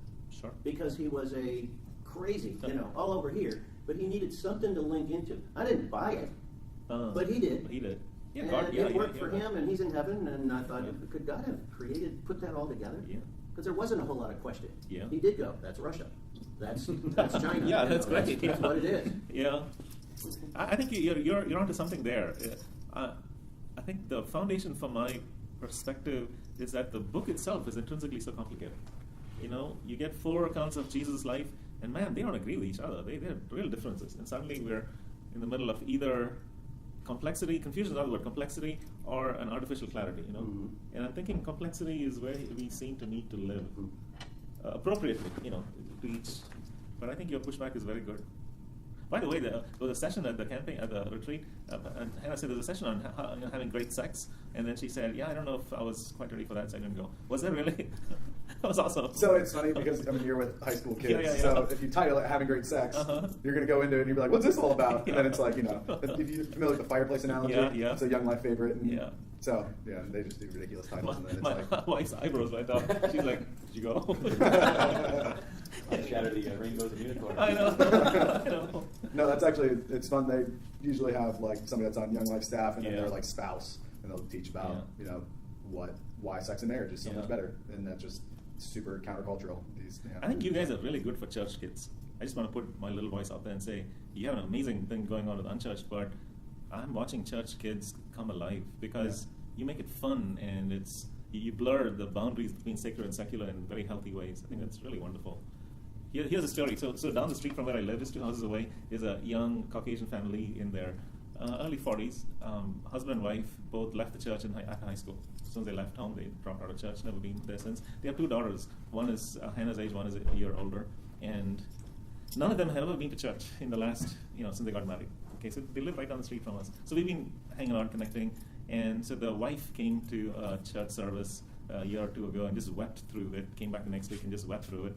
Didn't know what was going on within her. And then she didn't want to come back because it was kind of awkward, and her husband didn't know what to do with her, So then Jean just hangs out with them, and so we're still in the process of we're somewhere in the blessed end there with them. But the little girl and Hannah have grown up together for years. They're friends. And so Hannah invited her to go to the retreat you all had a few months ago. All weekend. That was it. And the little girl came to faith. Oh. Okay, so now so she's come back and she's alive, and then the parents are like, oh, we don't know what happened, and the older sister's kind of confused, like, wait, what exactly happened here? And so that's exciting. So we're still unpacking all that's coming out of that. So Hannah said she stood up. She was right next to me, and I talked to her about it.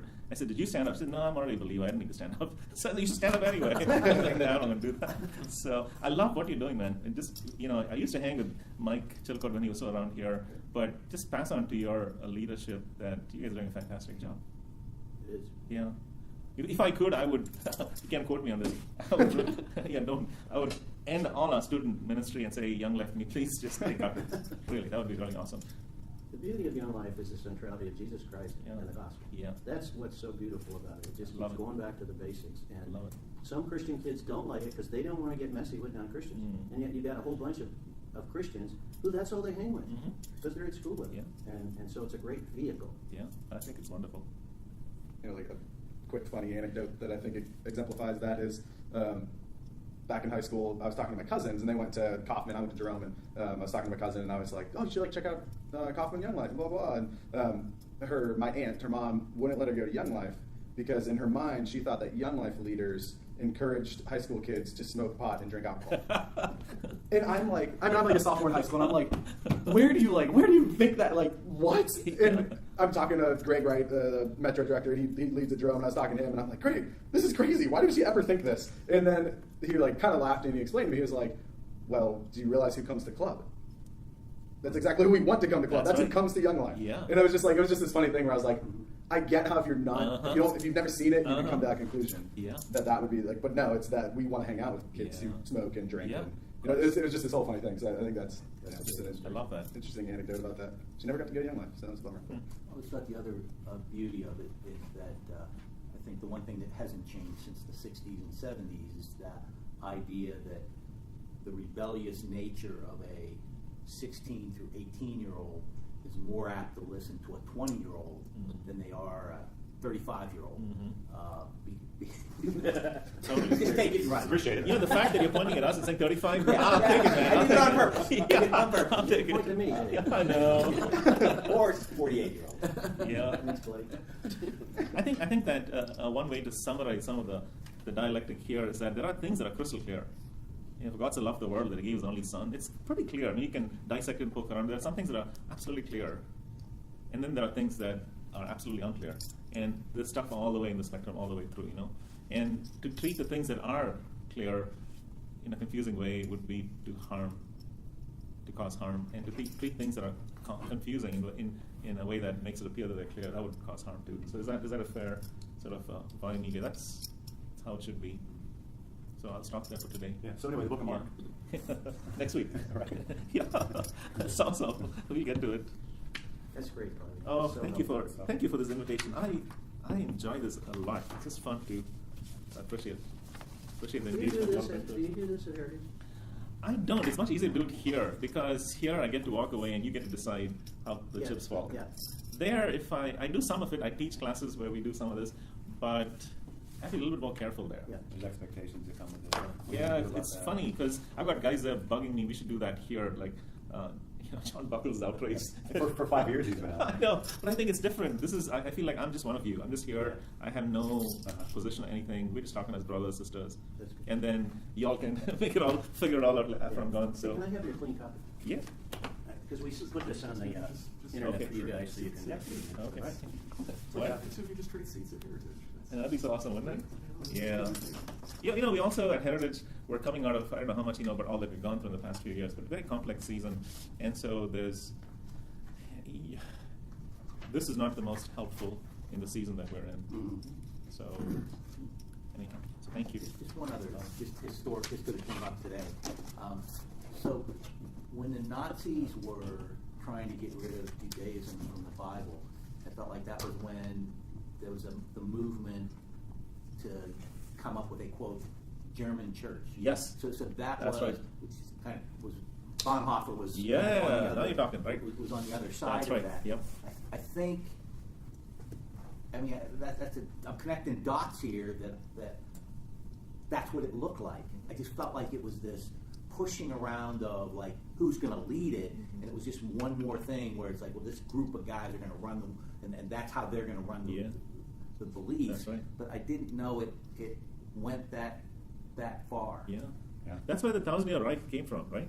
The millennium, that sense of 1,000 years that Jesus is going to rule. Well, the 1,000-year Reich was exactly that the German church put that forward as Hitler would be, the harbinger of all of that. So the Nazi church wanted to paint Hitler as a messianic figure, as the messianic figure, and justify everything around that. And they drew on, there's this language in Matthew which talks about, on you and your descendants be his blood, right? On the Jewish community at large. So they drew on that to say the Jews are under a curse.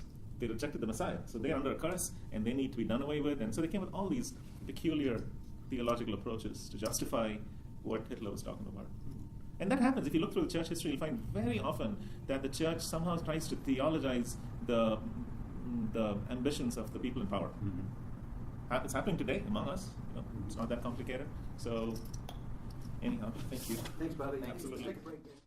So you've worked through the real deal, hopefully. She worked that hard. We've talked about leadership before, and we actually are going to talk about leadership again in the next coming weeks. But if you were put into a group to get together and to go through the first part of the real deal, we're actually going to be, if you have your copy of the real deal, I gave you a copy of page 62. We're going to be I asked them to primarily prepare from kind of the content that is in chapter 4 of the real deal. So who was in your group, Mike? Did you ever meet? Yes, we did. Lorene and Me and Ryan. Right? Ryan, that's right. That's who the last person was. Yeah. And had you worked through it already, or Somewhat. were you in the process of working through it? Yeah, we ended up kind of diverting and talking about all kinds of things.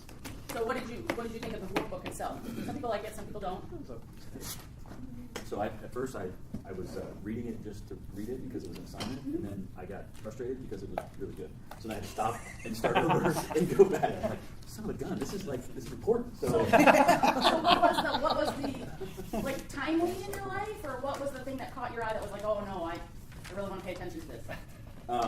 It was I think once I got into like chapter 2, where he really starts to break down what it means to walk introspectively first, and then, or even the painter analogy where he said, you paint what you see, and then you paint what you feel, and you paint, and I was just like, oh my gosh, like it just really started to click as to what it meant to, you've got to look inside yourself first, and be willing to be honest with yourself before you're ever going to be an influence on other people's lives. And that's what this book did, and I had to actually got to pay attention to what I'm reading. I started reading, so yeah. We've got mixed reviews. Some people like it. It's more of a journaling exercise. Other people are like, read the content, but there's some good conversation that has come out of that. The other group, did you get to meet? We did. Were you able to talk through your stuff? And Yeah, I think similar to the other group, I'm not sure we had great focus. It's like, I don't know. This is a confession part of the Yeah. I echo that. I mean, I started read through and a couple quick answers, and I was like, okay, I got one of the projects, and I was like, all right, I'll dig into this, right? And then it's like 2 hours later, I'm like, oh man, this is like, but it is, to do the whole thing was really time consuming, so I think as we met as a group, we'd all kind of skimmed it, and I quite got as deep into it, but I think we had some good sharing time. It's good to see you guys. so if you, my page numbers are different than yours are. If you flip to the end of chapter 4, they give the summary, and that's kind of where I asked these guys to be. Talking about HEART, he uses that acronym HEART, and he talks about different experiences in leadership. So for you guys, Jan is the only one that has done it. We didn't do it in BLR when you were in, right? I talked about it with Tim, but he hasn't done it. And for you, Paul, one of the resources that we're using is a resource that I found at a conference, and it's actually out of print now. It's kind of hard to find. The new one's coming out, and Dan Webster goes through like your journey as a leader. So it's kind of a workbook, journaling, and it does give them scripture projects and different kinds of introspective stuff. So they work through that on their own, and then they get together in their groups and talk about it. So we don't really cover that material in class. But since we wanted to bring more leaders in to talk to you about their leadership experience, so you don't have to just listen to us all the time, I gave you this sheet that I gave to them. I asked them a couple of questions under each of those headings of the HEART acronym. So about their heritage, asking them to give us some input on who or what has had or does have an impact on you as a leader, so having them think through that. Experiences, what are some ways that you led prior to coming to Vista? A couple of questions that help them focus on that. Abilities, what are natural or supernatural abilities strengthen your leadership? Resonance, what passion has God given you, and how does that affect your leadership? And then temperament, how has your personality driven your leadership? So they're going to start introducing themselves. Well, I'm going to actually have you introduce yourself a little bit for those of you that don't know them, and then they'll introduce themselves. And as they're sharing their experiences, you can write down questions. When we get kind of work through this, then if you want to ask follow-up questions from something they've said or ask them to clarify, then. But for sake of time, I'm going to spend like 2-3 minutes or whatever covering each of those things, and we'll have to leave at 9:30 or 10. So, all right, Blake, why don't you start? I think everybody knows me, but I retired a year ago. I spent a fair amount of time in leadership. I was the COO of a public pension fund. What's your list? I'm not sure what you really want, but I'm like Solly. I think you're the only one I don't really know. My leadership experience has primarily been in the military, so it's a little different than this. So I'm Carol Zimmerman. I think I pretty much know everybody. I'm at Vista Dublin. Let's see, what else? My leadership experience, I've owned businesses, I've been senior management in businesses, I've been middle management. I do a lot of leadership work with mentoring younger professionals. And I've facilitated life groups. And my claim to fame is that I knew Justin when he was like, because we were in the same church way back in the day. I'm Grant. I go to Ohio State, Young Life Leader. Honestly, just that plus some like different stuff I've been involved in the past. It's like not ministry related. I feel like I'm just figuring out a lot of what leading looks like and stuff like that, but kind of diving in head first. So. My name's Matt Winger. I'm fairly new to Vista. Our family's been coming about 2 years, maybe a little more than 2 years now. And I do IT consulting as a profession. I've got a practice of engineers that I lead. And I think my desire is to really, one, I just was very thankful that Vista had a program like this, because I desire to be taught what it means to be a leader, and wanted to put myself under the authority of the church in order to be used by God. So that's my spiel. Hi, Cameron. So Cameron, been here 2 years at Vista. As a profession, I sell stuff to IT people. In that space, I've had like some low-level management roles. Now I'm predominantly just on the sales side. But in taking some of those management courses that were offered through work, I thought it was interesting how they felt very spiritual, and through a variety of things, I was able to actually take DLR. It's been interesting how those things are paralleled, and also challenged me to really look at the relationships with people as an opportunity to do something more than just make a sale, but to actually share. So I do a lot with kids community, my own kids with their friends, so that's kind of where I spend a lot of my time as it relates to ministry efforts at the moment, but we also host life group and are involved in that. So this is our class. Ryan Gallatin is missing, and Corrine Evans is missing. Gary, is the audio going? Okay, so speak up so we can get you on audio. And Tim, if you want to start, introduce yourself, and then we'll dive into the content. My name is Tim Eisel. My wife Cindy. This is the first time I've ever pegged him for something in VLR. So this is interesting. We've never done this before. Could go very well. Yeah. You'll hear about it either way. We've been at Vista since the beginning. I did a little bit of leadership in Vista. When we started Vista, I worked with Mike and we developed the life group program. So I ran the life group leaders back in Berlin, and not so long ago as well. Also did Led Connections through Vista. And then a couple years ago, when we were prior to Justin, we had a leadership team that we called it the D team. We kind of worked with that and organized that. So those are areas of Vista that I've led. My name is Paul Vorst, and Kelly and I, my wife Kelly and I, were part of the plant here. We were part of Heritage. That's where I was a pastor. Mike and I were on staff together, along with a couple of other pastors. And today I'm in property management business, and my role is mostly a combination of management and hands-on kinds of work, and managing people's blood pressures when they get all the time when things break and they need somebody right then and there. As far as leadership at Vista, Kelly and I lead a life group right now. We also do premarital counseling with couples who are getting ready to get married, and we have a little team of people. Jan's one of them. That's part of that mentoring group. And so I think I've been involved in pretty much every aspect of things that require leadership in a church. And so, but life group and premarital stuff is a big one right now, as well as being an elder at the church. Oh, yeah, just that. Oh yeah, that's right. I'm Jan Bowman. I do help with the marriage, the premarital, with my husband Mike. We also lead a life group from Dublin. But we do have one Wilmington person coming, so that's nice. So, Ryan's sister. Ryan's not here today.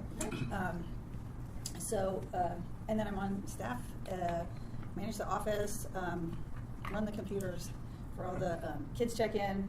So, quite a few things. I also have a women's Bible study, and you are a VLR graduate. I'm a VLR graduate. Yes, so are you? Yes. Ish. Ish. She said ish. I'm Justin. I've been around Vista since the beginning. And I've been on and off this staff for a total of about 7.5 years. Obviously, most recently, I've been back in the campus pastor position here at Wilmington, which has been great. And that's been almost 2.5 years. And I've led some stuff along the way. So when you think of Heritage, what your heritage of leadership has been, and you saw those questions, what did God give you? What jumped out at you that you felt you wanted to share with these guys? You want to start, Justin? Sure. Well, there have been, just to go straight off the list of questions here, there have been probably two men that I've followed, and I'm not trying to suck up to my boss. One of them is Mike. Mostly just because I've been under him longer than anybody else. And you know as well as anybody else that he's a fantastic leader and visionary. And then there's another guy that I was under in college for a couple of years. And I think what was shaping about him was he helped set for me a very high view of God. And in that, that's what he led out of. this is who God is, so this is how we live, this is how you lead, stuff like that. So I think those have been two shaping people in my life as far as leadership goes. And certainly my family. Grew up in a house that was a Christian house, and my mom was in ministry, and so I railed against it for a while until college, when I decided that they were right and I was wrong. Well, you were a skateboarder, so. There was that. You still are? Yeah. Heritage, I don't have that family background.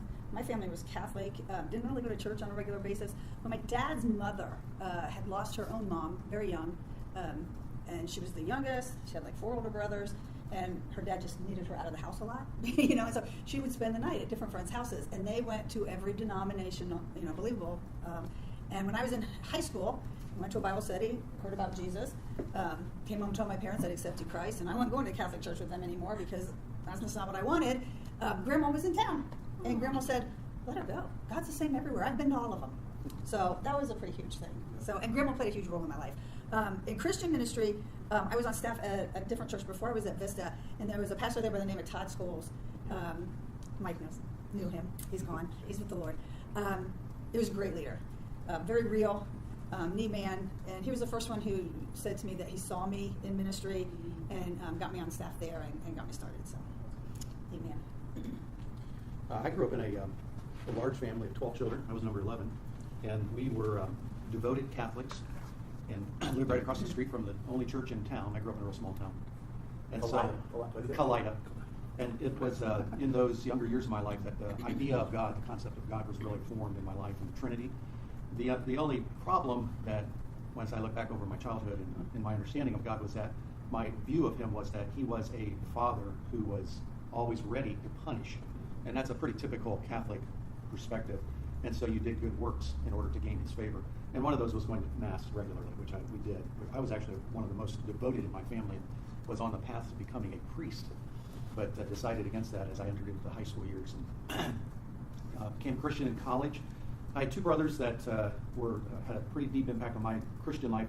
One is a pastor over at Heritage, Terry Bartley, and the other one is a pastor out in the Midwest, Doug Brown. Terry was really influential in helping me kind of form the idea of discipleship and really going after people and influencing them for Christ, and doing it through friendship, just being their friend, listening and such. Doug was much more instrumental in my understanding of the Word of God. He was passionate in studying the Word and preaching it, and so he really helped form a love for the Word of God in my life. And then, of course, my wife, my children, it's all been a part of my formation of becoming more and more selfless in my life instead of selfish. And I think being part of Heritage, pastoral staff, and then now this plant, I think I count myself very fortunate in that I've always, my whole Christian life, I have been around devoted followers of Christ. I've never been around nominal Christians as far as my friendship circle. People that I've been around have all been just devoted followers of Christ, and that's really influenced my life in terms of ministering to other people outside of the church and influencing them, and always having a mindset that I represent Jesus no matter where I am. And so that has a deep impact on how I behave around the unbeliever in my life.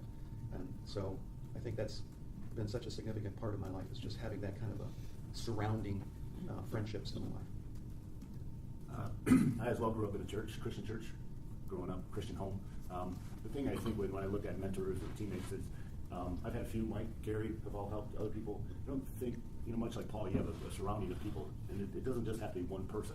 It can be multiple people mentoring you in different multiple areas.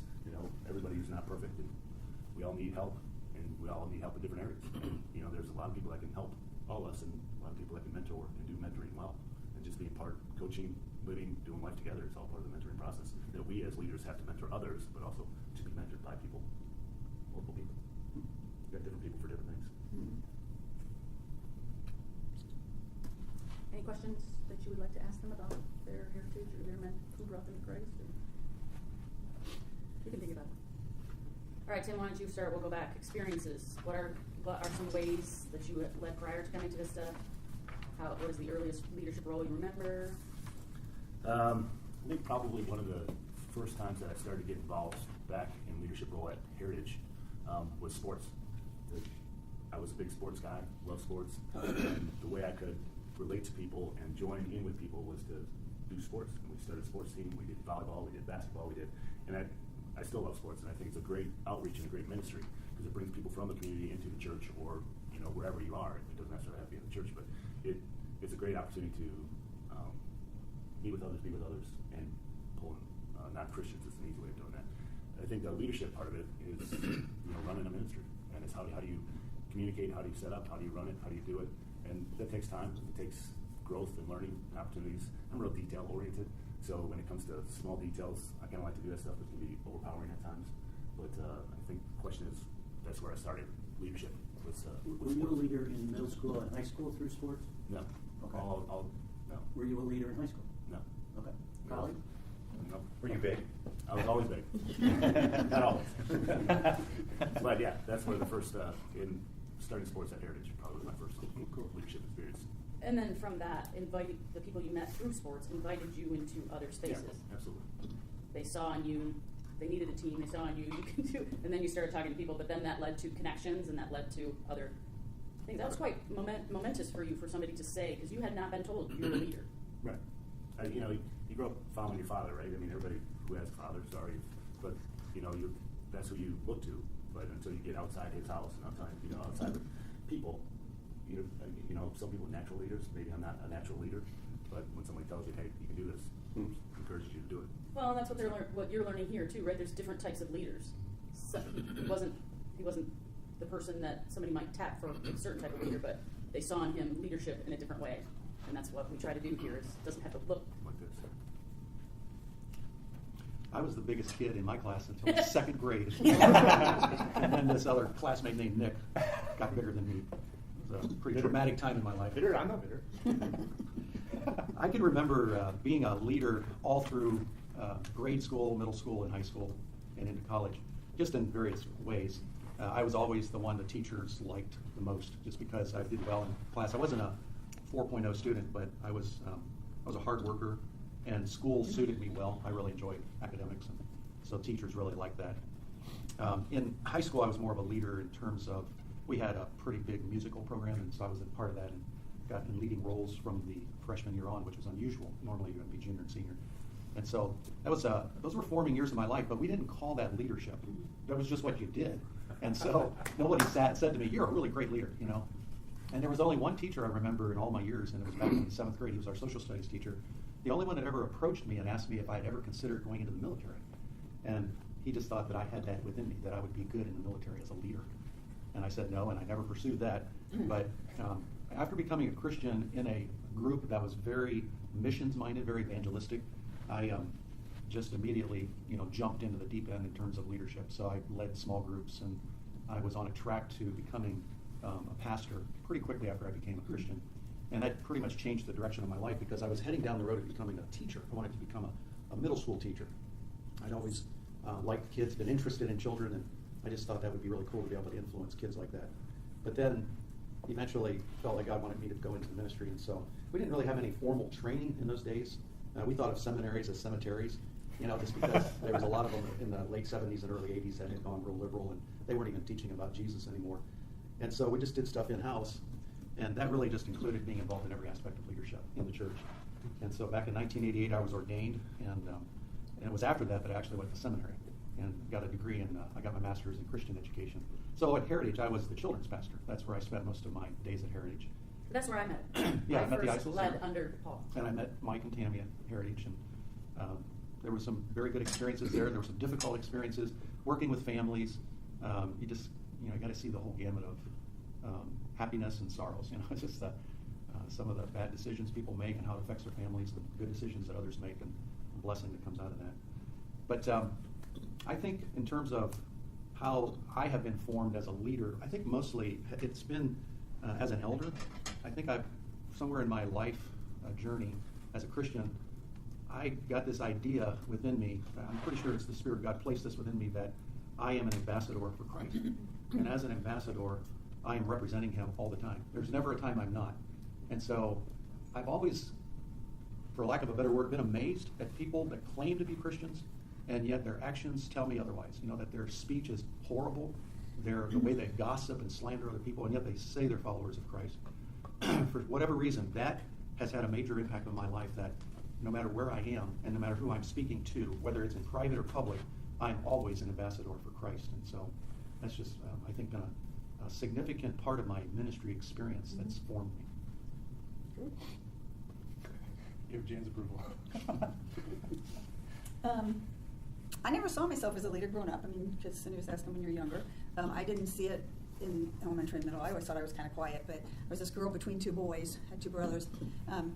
So when I look back now, I do see I was a little bit more outgoing and always getting them into trouble, you know, and I would always be able to get it started, it seemed like, but... You were elusive antagonist. That's what we call that in middle school. Somebody riles everybody else up. So, but I didn't see it. When I got out of college, my first job, I was hired in a company called School Book Fairs, which was right on East Wilson Bridge, so I drive by that every time I come here. Makes me grin. I was hired, I mean, it was still kind of an entry position, but I had a couple people reporting to me what we were doing, so that was kind of my first leadership role. Best part of working there was I hired a man by the name of Mike Bowman to do a project for me. So that's when I was really a boss and really a leader. Yeah, still am. I'm his leader. Remember that. You're going to buy me a ring. So, but in ministry, it started our former... It was a good hire. It was a good hire. In my former church, though, I did a lot in kids. I was running Awana. I was running VBS. I helped them start a preschool. I did a lot of really wonderful things that God was really using, and I'm very thankful I was a part of. It's very fun to see a lot of those kids now being in college or even older, and where they've gone, because you see a lot of them and they're really walking with the Lord and they're excited, and it's pretty crazy. There's one question on here that Cindy put down, the last one. What experiences in leadership has God used to get your attention for his kingdom? I can't help but think when I saw that, first read that, was when I was leaving that church. I mean, because churches are run by humans, and humans make a lot of mistakes, and things were really going crazy. And they had been for quite a few years, but you pray and you feel the Lord say, stay. And so you stay, and you think, why am I here? But you do what he has said to do. And I knew I was leaving. God had given me the okay. But I had such a love and a passion for the kids and the families in the preschool at that time, because that's what I was doing. And they really knew no one but me. We'd gone through a summer, and you're recruiting all your new families. And so I thought, okay, God, how long do I stay? I just can't walk out on my families. And so he was showing me to stay till December, but I didn't really announce it until November. It was getting close to Thanksgiving, and I thought, I'll give them about 6 weeks, because the families need to get used to the idea. And boy, did God get my attention. It was an absolutely amazing time. It was painful for me. I didn't want to leave these children. I loved these children. I loved my teachers that were working for me. I loved the families. But I had this one pastor at the church, a sweet man, in his later 70s at the time, who kept telling me that I couldn't leave that denomination because that's the only place God was ever going to use me. And I was thinking, that just doesn't sound right. So God was really getting my attention, and I just had to pull away right as I was leaving and just spend time alone, a lot of time alone, just isolate myself intentionally, cancel everything, to spend time with God, because I said, I got to hear it from you. What are you telling me, not what people are telling me? And just what he was teaching me and how he got my attention for where he wanted people to be focused and, where our hearts should really be. It was an amazing time. A hurtful time, but an awesome time. So that's cool. Thank you. Growing up, my earliest leadership role was probably in sports and in marching band in high school. Although I can remember always, they came kind of as like a desire to be the best. And so when you work hard, then people are like, oh, well, you're the leader, whether you are or aren't a leader. And so that was kind of how I think I approached the leadership, at least at that time. And in getting into college, I was involved with Crew, or Campus Crusade back then.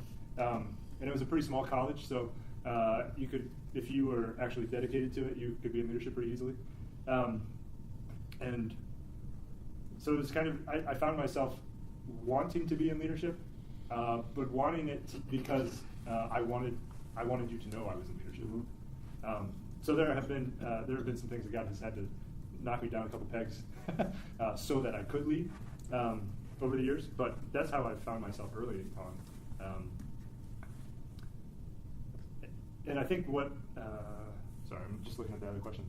So college ministry was what really formed me a lot. It changed the direction of my life. I went to college to make money. I didn't know what I wanted to do.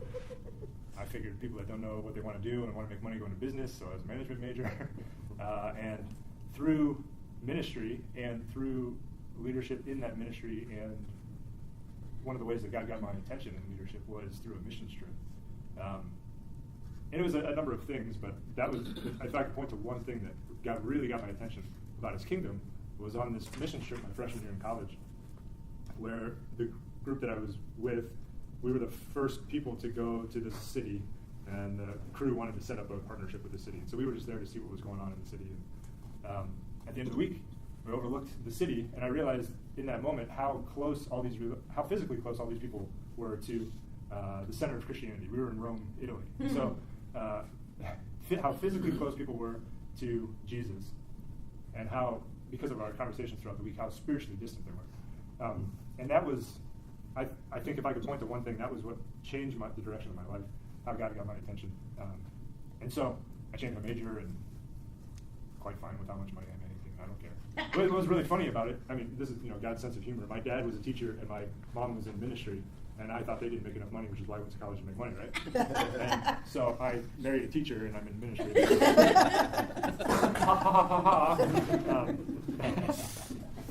But yeah, I think that was probably the biggest where God got my attention, for His kingdom. I'm really curious about the last question on the previous section for these other guys. What? What have you done, or what are you doing to ensure you grow and develop as a leader? All right, well, let's jump down to abilities, because the first one in that says one way you nurture intimacy with God, but in leadership, you can combine those together. You're in charge. Gotcha. Duly noted. Yes, she is. Sorry, somebody tagged me as leader. So what's the question, Sue? Can you go down to abilities? Yeah. Talk about abilities, but kind of wrap what Justin was asking in that too. Yeah. What are you doing?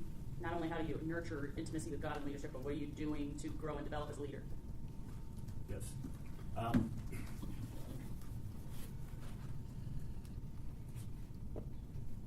You said yes. It's just for you. You just can't find the words. Okay. How do you grow?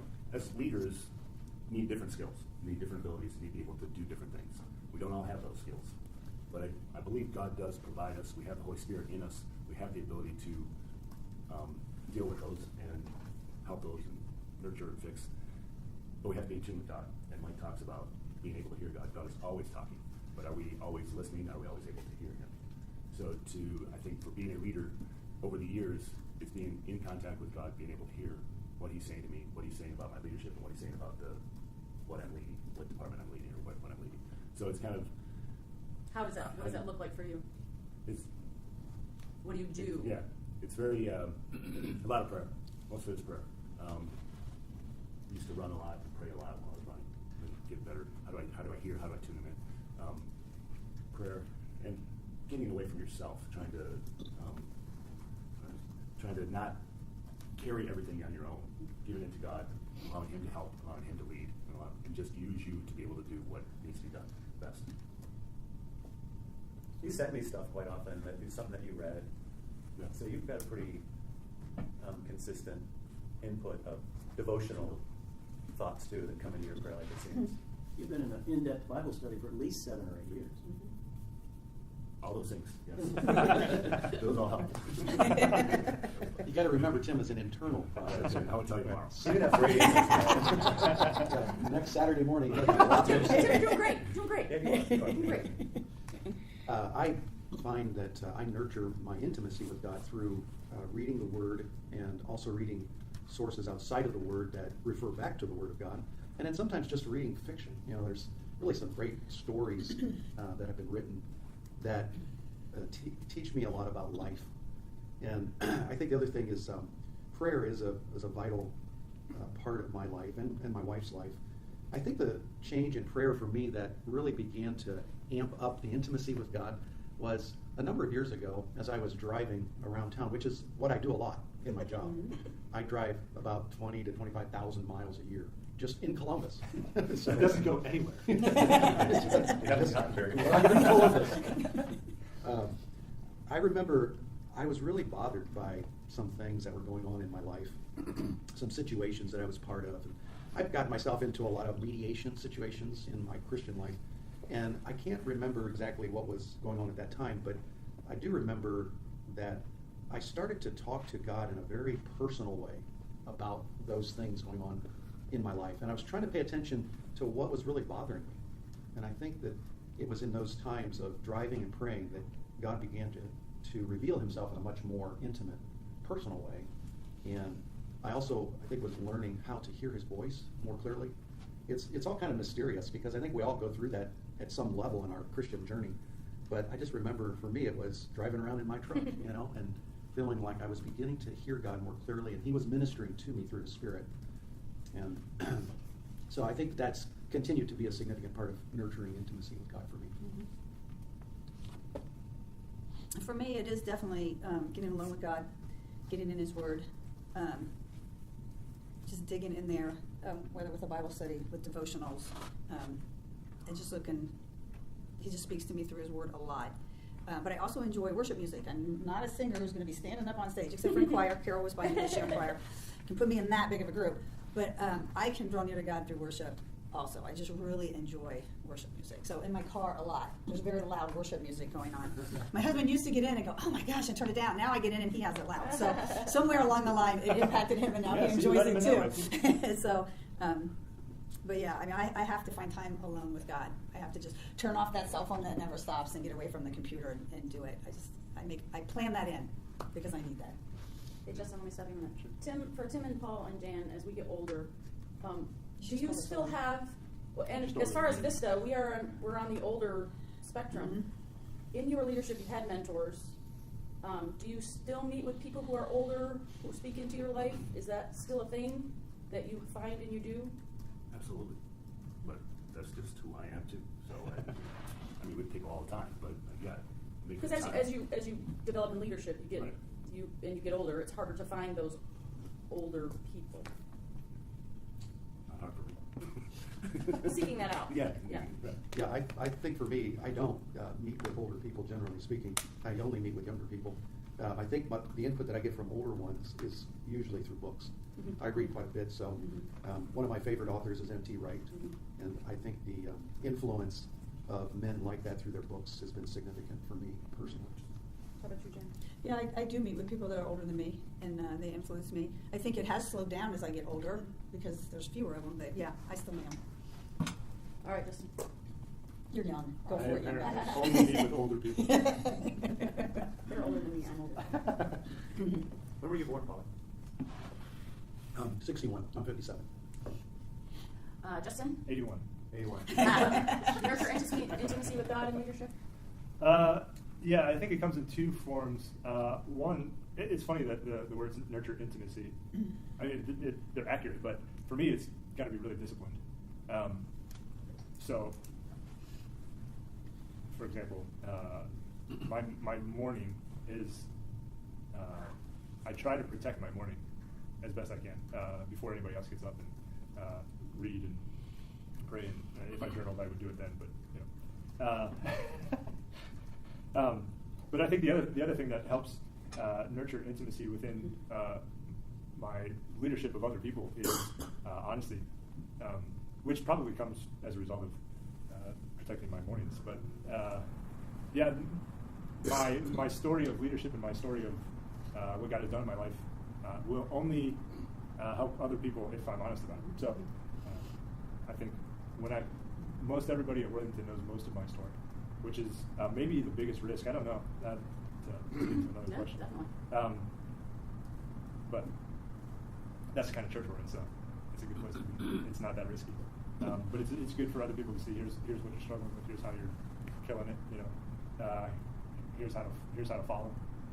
If you're honest about not just who you are, what's going on in your life, but what's going on in the life of the church, and that can be hard. That can be risky. I think what feels the riskiest to me in leadership is when I'm casting vision for someone that I'm not sure I've won yet. I think a lot of leadership comes pretty easily to me because I feel like I can win with people. I work hard at knowing people to win their trust. And so what feels really risky is when someone that I don't know very well goes, well, where's this church going? Well, this is what I think. How do you feel about that? Strengths and weaknesses in your leadership? What's your greatest strength? What's your weakness? I think my greatest strength is adaptability. I can be with a lot of different people. I can be in a lot of different situations and feel pretty comfortable. My greatest weakness is I am a classic under-communicator. Ask my wife. So I'm always cognizant of it, but I don't necessarily do anything about it either. So maybe that's a greater weakness. And it can be a challenging space when there are people in leadership above you that have a greater voice to the people that you're leading. To know, okay, how much of a voice do I need to have, or what do they need to hear from me, or all of that. But in my weakness is I will under-communicate and think about it more than actually do it. How about you, Jen? Strength, my strength is probably just that I have such a variety of things I can do, from setting up a computer and getting it going to being out with people and mingling and spending time with them. There's just a large variety of things that God's given me that I can do. Weakness might be that I'm just not good at sitting there and really teaching you every detail. I just kind of expect you to get it. It just works in my brain. Why can't I get it? That's good to know. So it's just like, I gotta show you again. Write that down. No, you'll remember. How about you, Paul? Strength, weakness? I think the strength that has developed in my life is the ability to listen, just to be able to really listen to people and to hear what they're saying, not always getting it, but hearing it to the best of my ability, and then asking the Lord to give wisdom, and then following His lead on that. While a weakness in my life is I think the incessant voice that I hear and have to battle, which is that you have nothing valuable to say.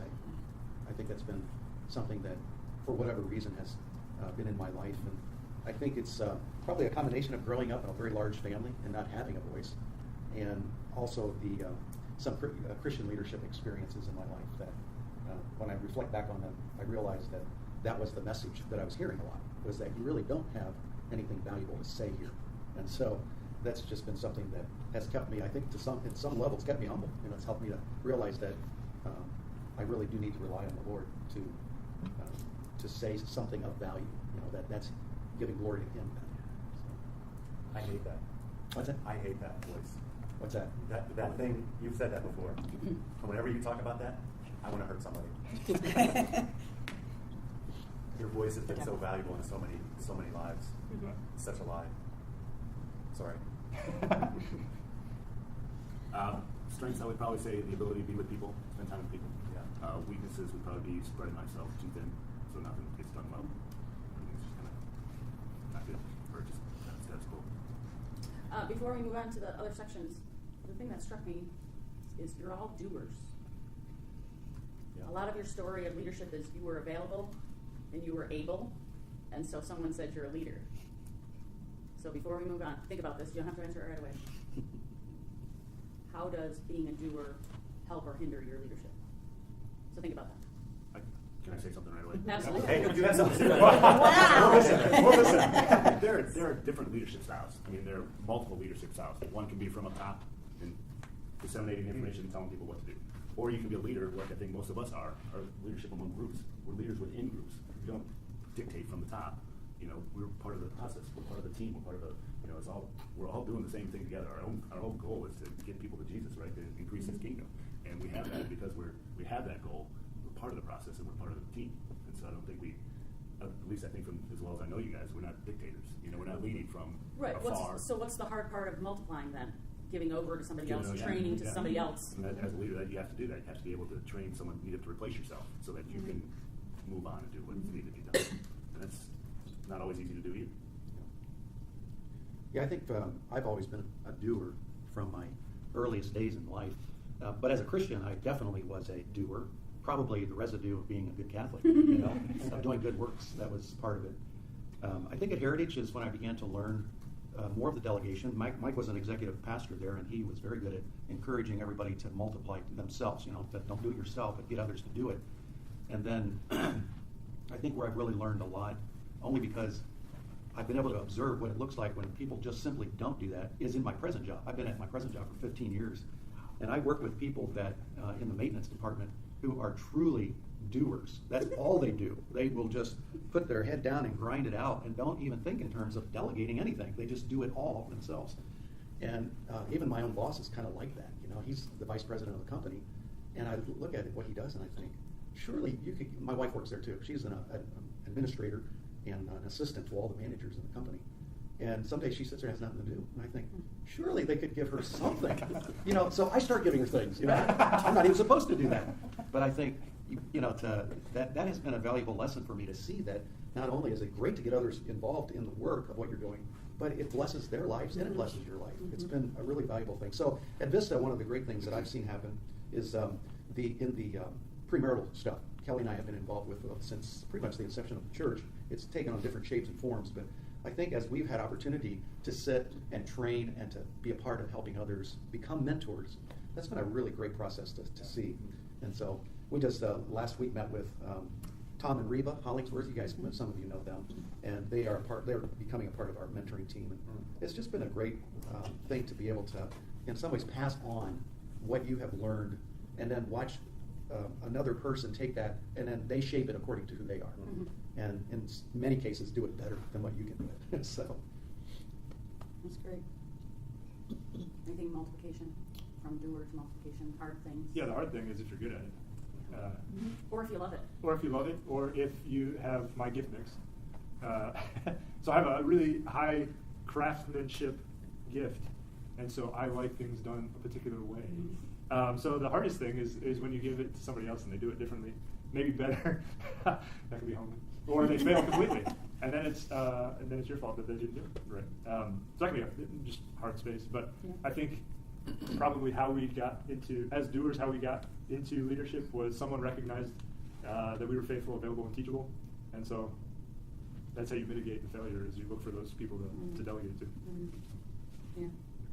Some things as doers are easier to pass on too, because I know with the kids' computers, every time I've tried to pass them on, I end up getting computers back because they've messed them up so bad. I'm trying to say, you gotta follow all these steps, and then they skip one, and it's like, I don't know if I can fix this computer. It's like so locked up.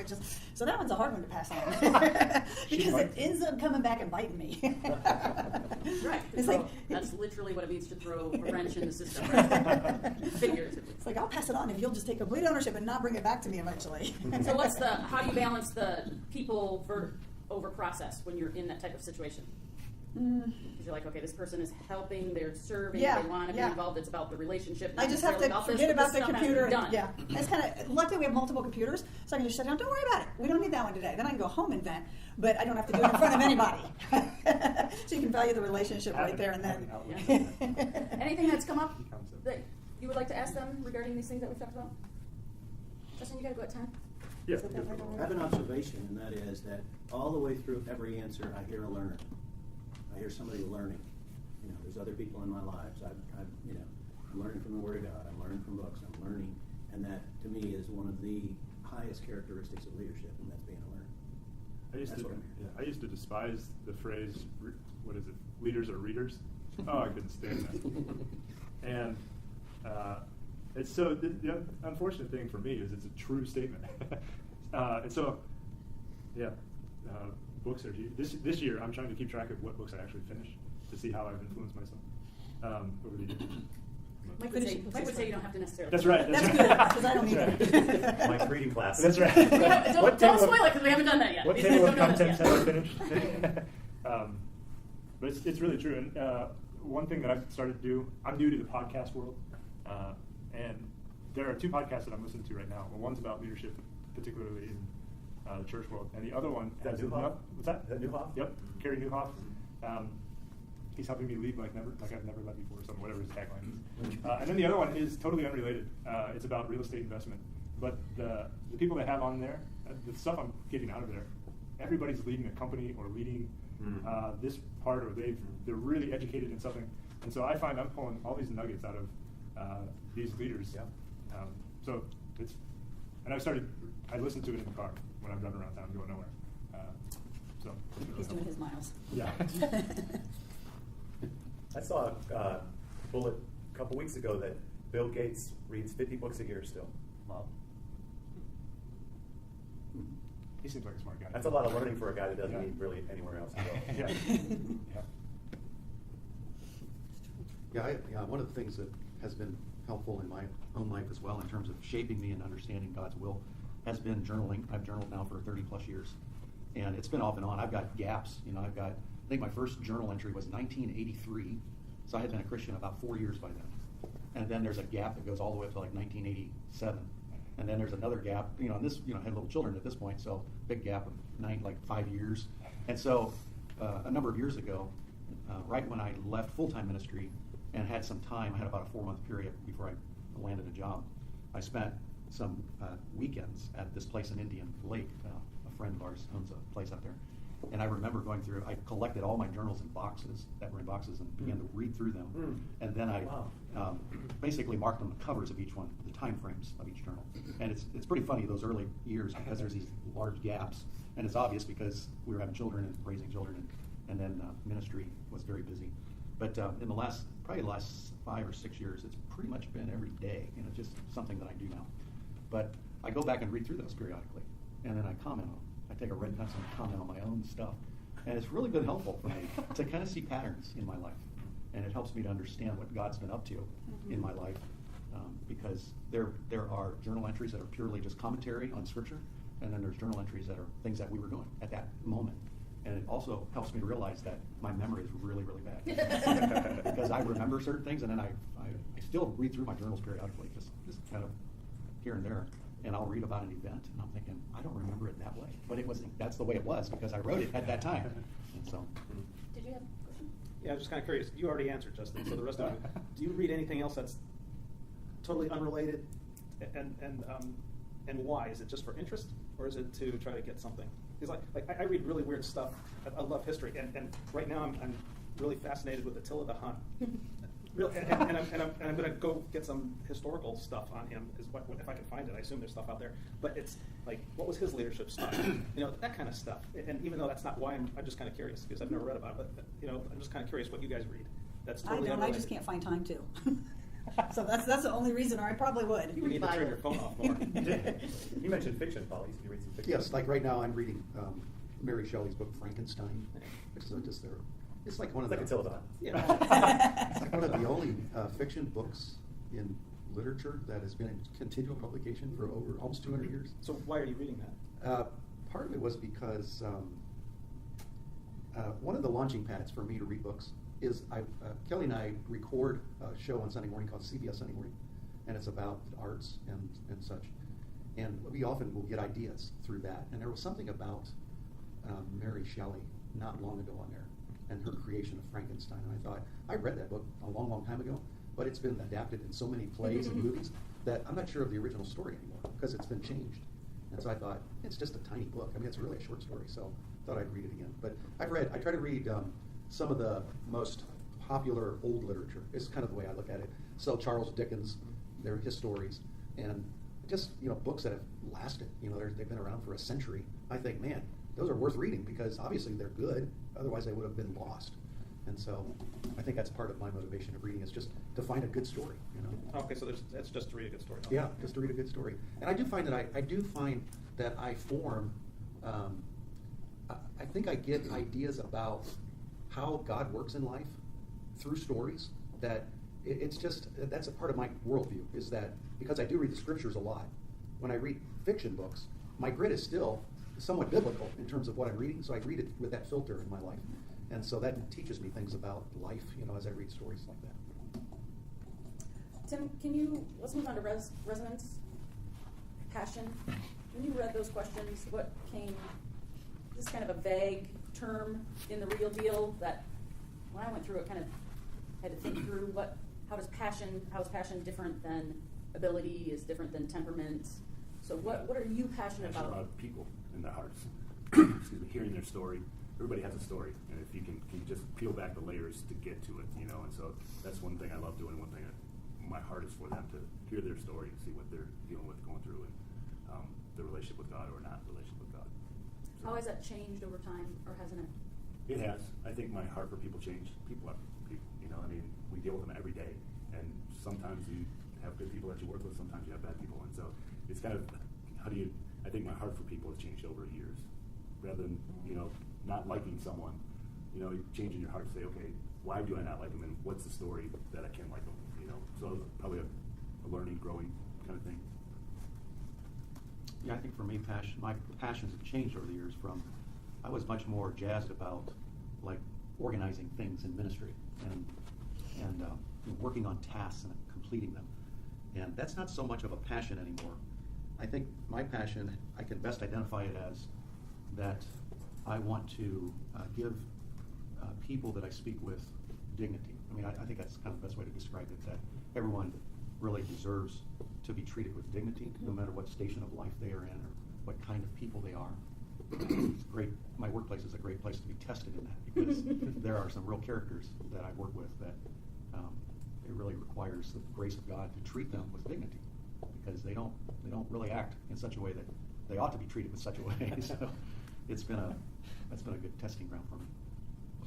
Yeah, I've always had a passion for the Word of God, and how I got into ministry and Awana and stuff was I just really wanted to get the Word of God into children, and that was such a passion. But working through that and starting our preschool and all that kind of stuff, God started really showing me I more had a passion just to love the people, because you're only going to bring in people who want to know the Word of God, and to get that into them. And he just started showing me, no, I just want you to love everybody, because it was a missionary thing to start a preschool to bring people from the neighborhood in, and they didn't know the Lord, and so I have a passion to love people. And I think when I left there, I thought it was just children, but he brought my Bible study with your wife to a nursing home to love on the residents there every month for our Bible study and do their birthday parties. And we're still doing it like 8 years later, because those people are awesome. I want to love them too. So it was like, I gotta just love everybody.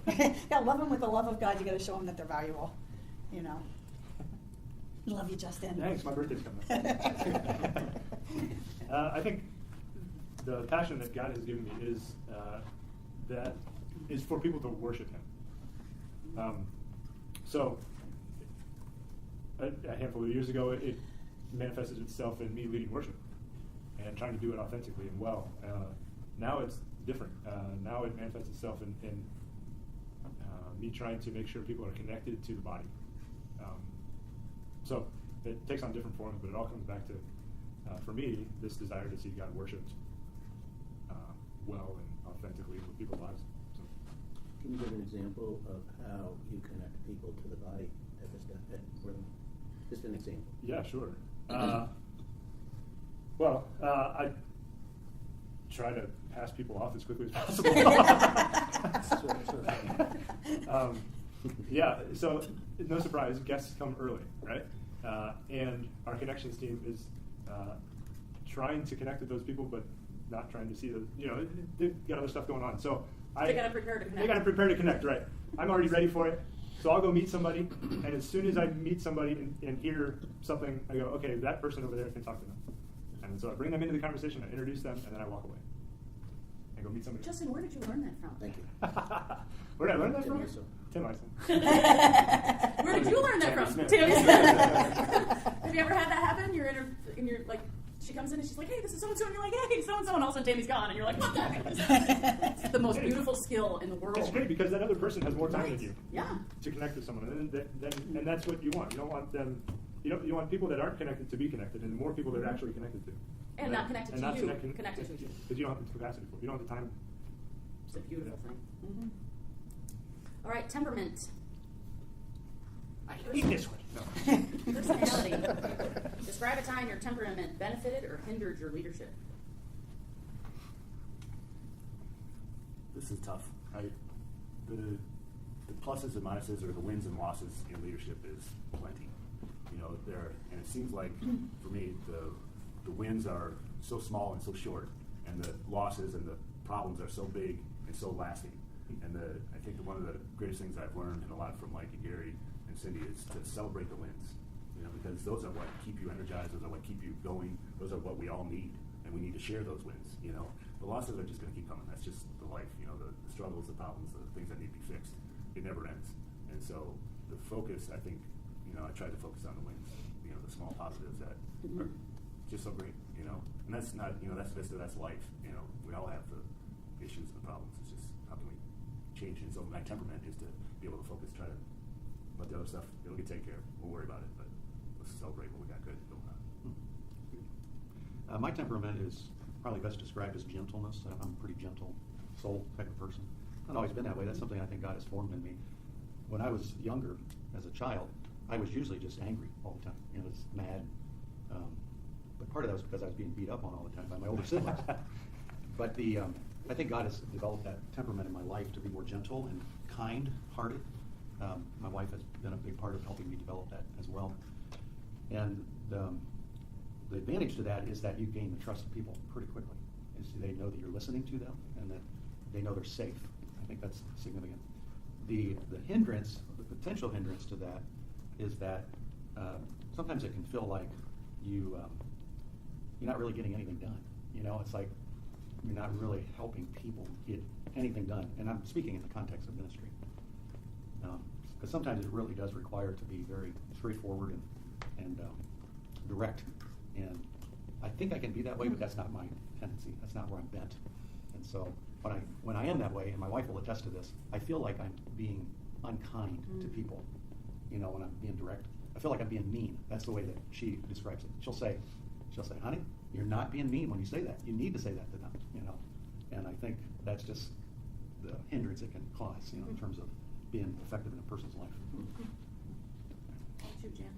Yeah, an example I thought of where it benefited me was at a VBS we had, and you have 400 or 500 kids, and you have so many people you don't know, and you have this mom come in and she just adopted these kids from Russia, and she wants them with her older kids, and you're trying to explain, just like at Vista, how well we'll put older kids down if they're not disruptive in a younger class, but we can't put this little kid up there because they're going to get this lesson they're not going to understand. And somehow we ended up with them in their age-appropriate classes, and you're standing at a table like this in the foyer of the church, and more than an hour has gone past that people have been checked in, and kids are outside and inside and all over, and she comes in and just gets in my face right across that table, and she just screams at me that her kids are not together. I mean, she's just, and all I could think was, okay, I got a lot of people watching me. So, I am really sorry I failed you. You are more than welcome to take your children home.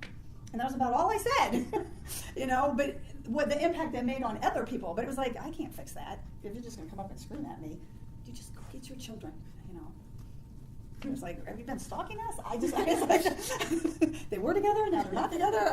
I wasn't sure. So being able to be calm. Yeah, and realize that we tried to do everything you could, but there really wasn't. And I mean, I don't know that the children were freaking out in any way. It was just mom. Yeah.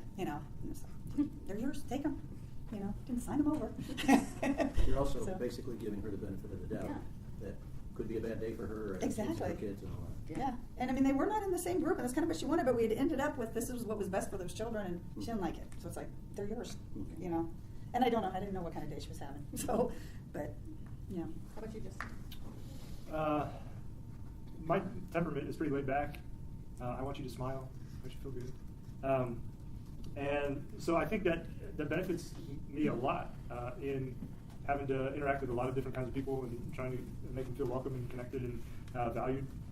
It's a hindrance similar to what Paul said, in that I have to concentrate on being serious and that I want you. I don't need you to like me, but I like you. So when there are hard things, those seem harder to me than they probably would to somebody else. When there are interpersonal challenges, I feel those more. It's harder for me to navigate. So I'll bear it longer than I need to. Have you ever said to anybody, I can't go through this with you right now? Yeah. That's hard. Because the whole goal was to go through it with them. The whole goal was, even with staff that are under you, going, you totally missed it on this. I was trying to help you win, and you not. It's a hard conversation when the goal is you want them to do well and see them flourish, and like how you're leading them and stuff like that. Servant leadership, Christ-like character. In the time I have left, a couple minutes. Or Satan attacking your leadership. Either one of those. That's actually what I'm interested in. Yeah. And beyond that, how do you identify it? How do you stand back from it and figure it out before it actually moves you? That's really tricky for me. I've got a work situation that I just have to keep going. I know where this is coming from. I know where this is coming from. And that's hard. Yeah, it's hard. So what did you do? I'm still doing it. So what do you do?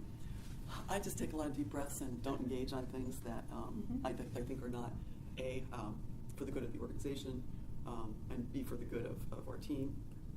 And that's a challenge. And pretty much just try to keep my head down, do my job, keep my big mouth shut.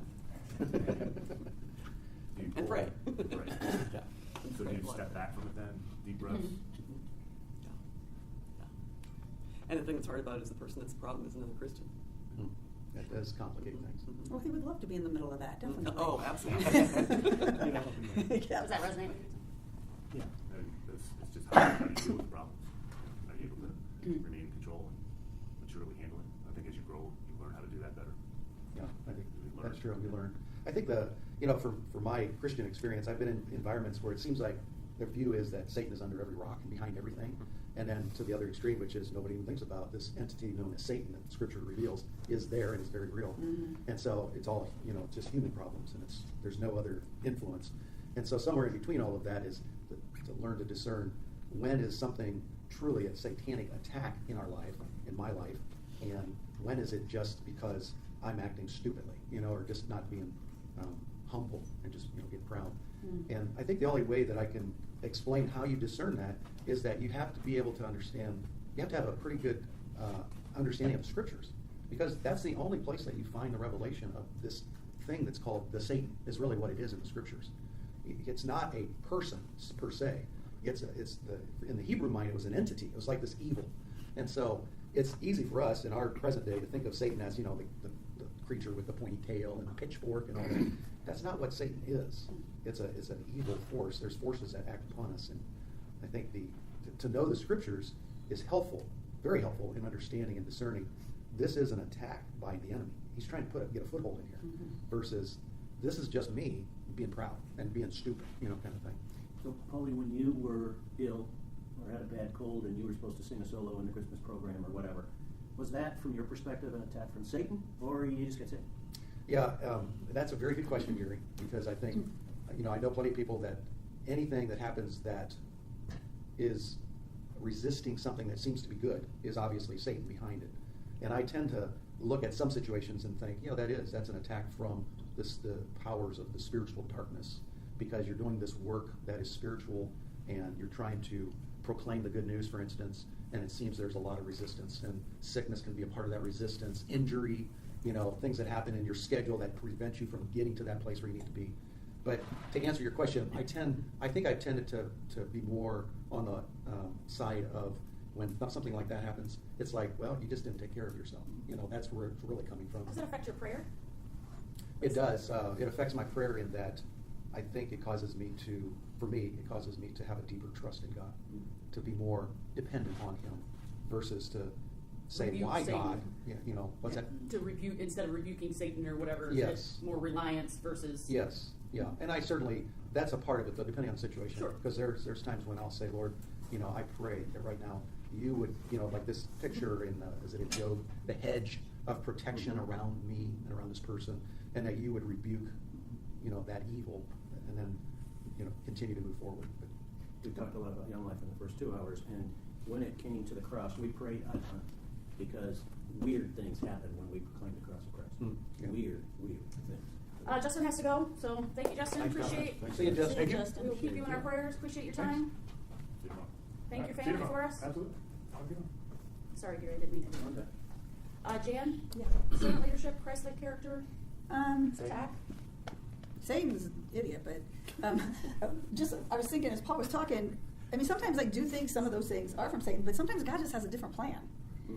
And He needs to just side rail us so that we get to it. So I have to stay focused on, maybe Satan had a part in this, but what do you have for me now that we took a turn?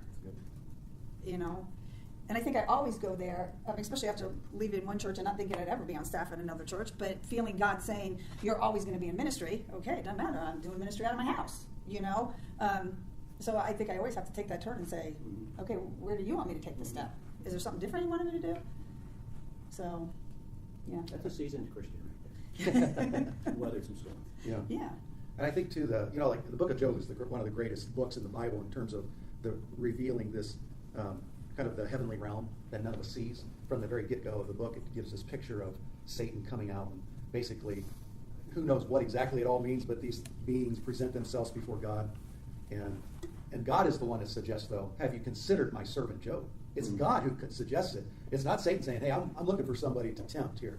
And so the interesting thing about the book, from a kind of a macro view, is that Satan is the instigator of all the damage that happens, but then he's sort of a silent entity in the whole rest of the book. It's just Job and his friends, and they're doing this dialogue back and forth, And you get this picture that God's listening in on all this stuff. And the friends are trying to convince Job that it's all happened because he's been wicked. And Job's trying to tell him, no, I've been blameless. And then God enters finally at the very last few chapters, and he just asks Job a bunch of questions. You know, were you there when I did this? And did you know how this happened and all this stuff? So I guess I think that's a good view of what you're saying, is that we certainly need to be aware of the spiritual forces, the dark forces that are always at work and always wanting to, in a sense, trip us up as God's children. But that God is always in control of everything, just as he was in the book of Job. You know, he's the one who, like I said, he's the one who gave the devil the idea. You go, consider my servant Job, you know, do this. But he stays in control of the whole thing, and he's the one who, like you're saying, Jan, sometimes God needs to side rail me, get me off of this path that I think I should be on, in order to get me to the other path that he wants me to be on, and then let him do his work. So I think ultimately to recognize the spiritual forces at work, but to also recognize more so the sovereignty and the greatness of God at work in your life. That's really where I think your encouragement can come, and your strength in your faith.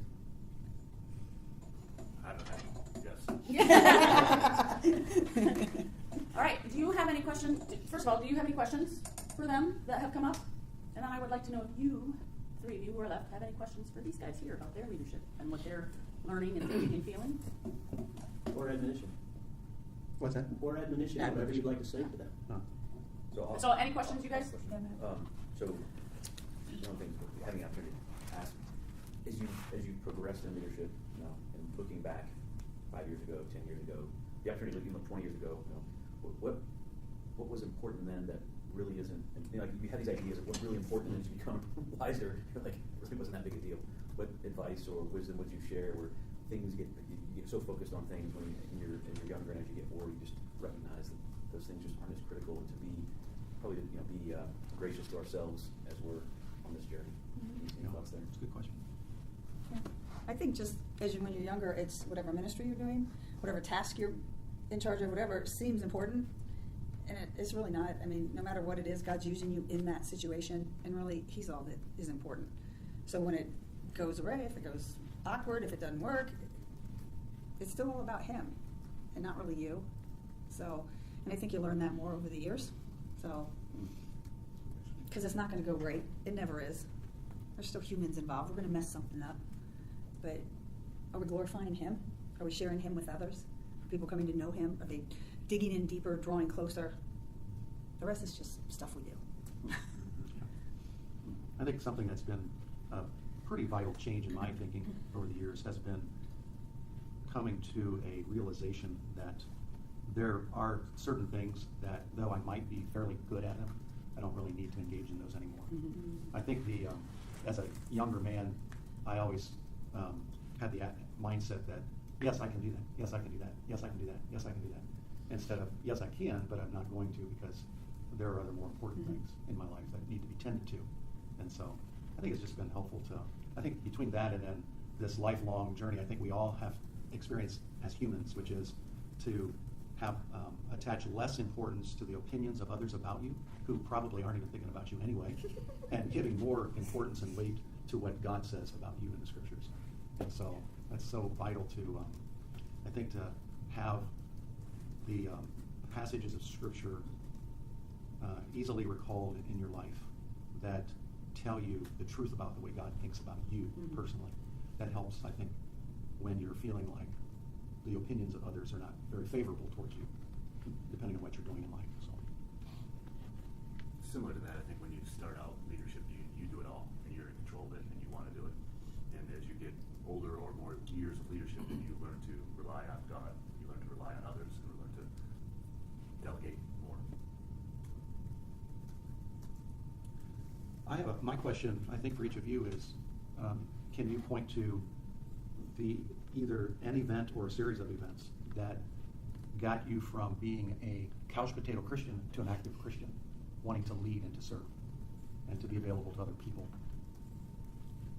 Because it seems like for most of us, I mean, there are those, and I'm one of these, that the day I got saved, I can tell you the day, and from that moment on, there was really more or less no looking back. It was just, but I think for a lot of folks, it's more of, it's kind of, you're a Christian, but you're not really doing anything with it. And then suddenly there's this switch. like God turns on a switch, in your life to want to be involved in serving and in ministry. How do you answer that? So the switch to leadership or active Christianity? I think more of active Christianity, which eventually would lead you into more leadership. Mm-hmm. So the best picture is taking you off of the couch, of being a Christian to getting out there and starting to walk and to run. So for me, I can pretty much tell you when it happened. I one day decided that I was going to pray that if God had a role that he wanted me to fill in the church that I was in at the time, that he should present that to me and I would do it. And it wasn't even 2 days. The pastor called and said, I have an opportunity for you. I'm like, whoa. And it was in missions, and I'd never done anything in missions before. And I thought, okay. In my head, I'm saying no, but I know in my heart what I asked you 2 days ago, so we'll go for it. Mm-hmm. And that really kind of opened the door for me to step out of my comfort zone with things that I'm familiar with, administrative things and other stuff that I thought, yeah, that's what he's going to ask me to do, right? It was nothing like that, yeah. And it was a lot of fun, actually, and I learned a lot, but it was a real game changer in terms of how I was engaging in my Christian life and what kinds of gifts I found in myself that I didn't even know were there. It's kind of cool. Yeah. Big risk, big reward. Yeah. Yeah, but one of those times when that's what you asked for. Someone else? Somewhere between my junior and senior year of high school, growing up in the church, I had a lot of knowledge. And I went to a Christian school, so it was reinforced even more there. And I was challenged at that point to go and get baptized, which I hadn't been. And I felt like it really was this big, like, oh, so what's the difference between all this stuff that I know and then going and getting baptized? And I did, and I felt like it has to mean an active role. I can't just know a bunch of stuff. And there's, it's been years of maybe trying to find exactly how to apply and where to go and where to be a leader and those types of things. It was a very critical sort of flip moment for me. Come on, Blake. Mine was probably within the last 5 years or so.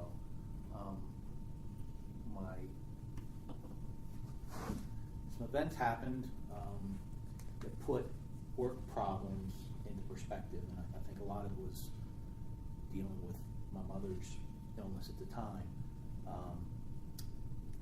And it caused me to reassess what was really important. And at the office,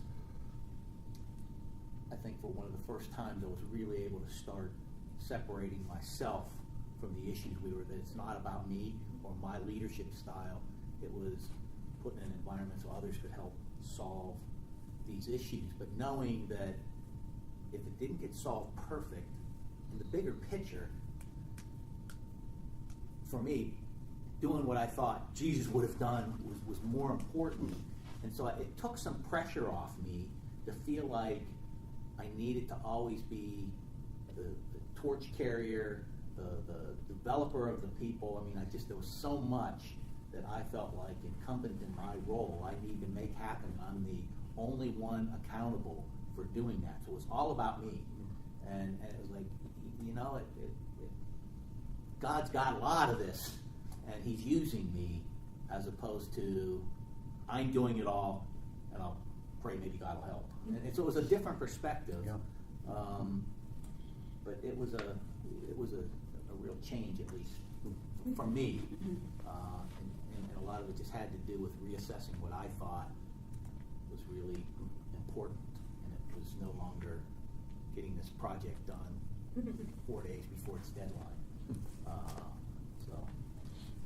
Anybody else? Yeah, I'd say for me, I came to know Jesus early on in my freshman year of high school.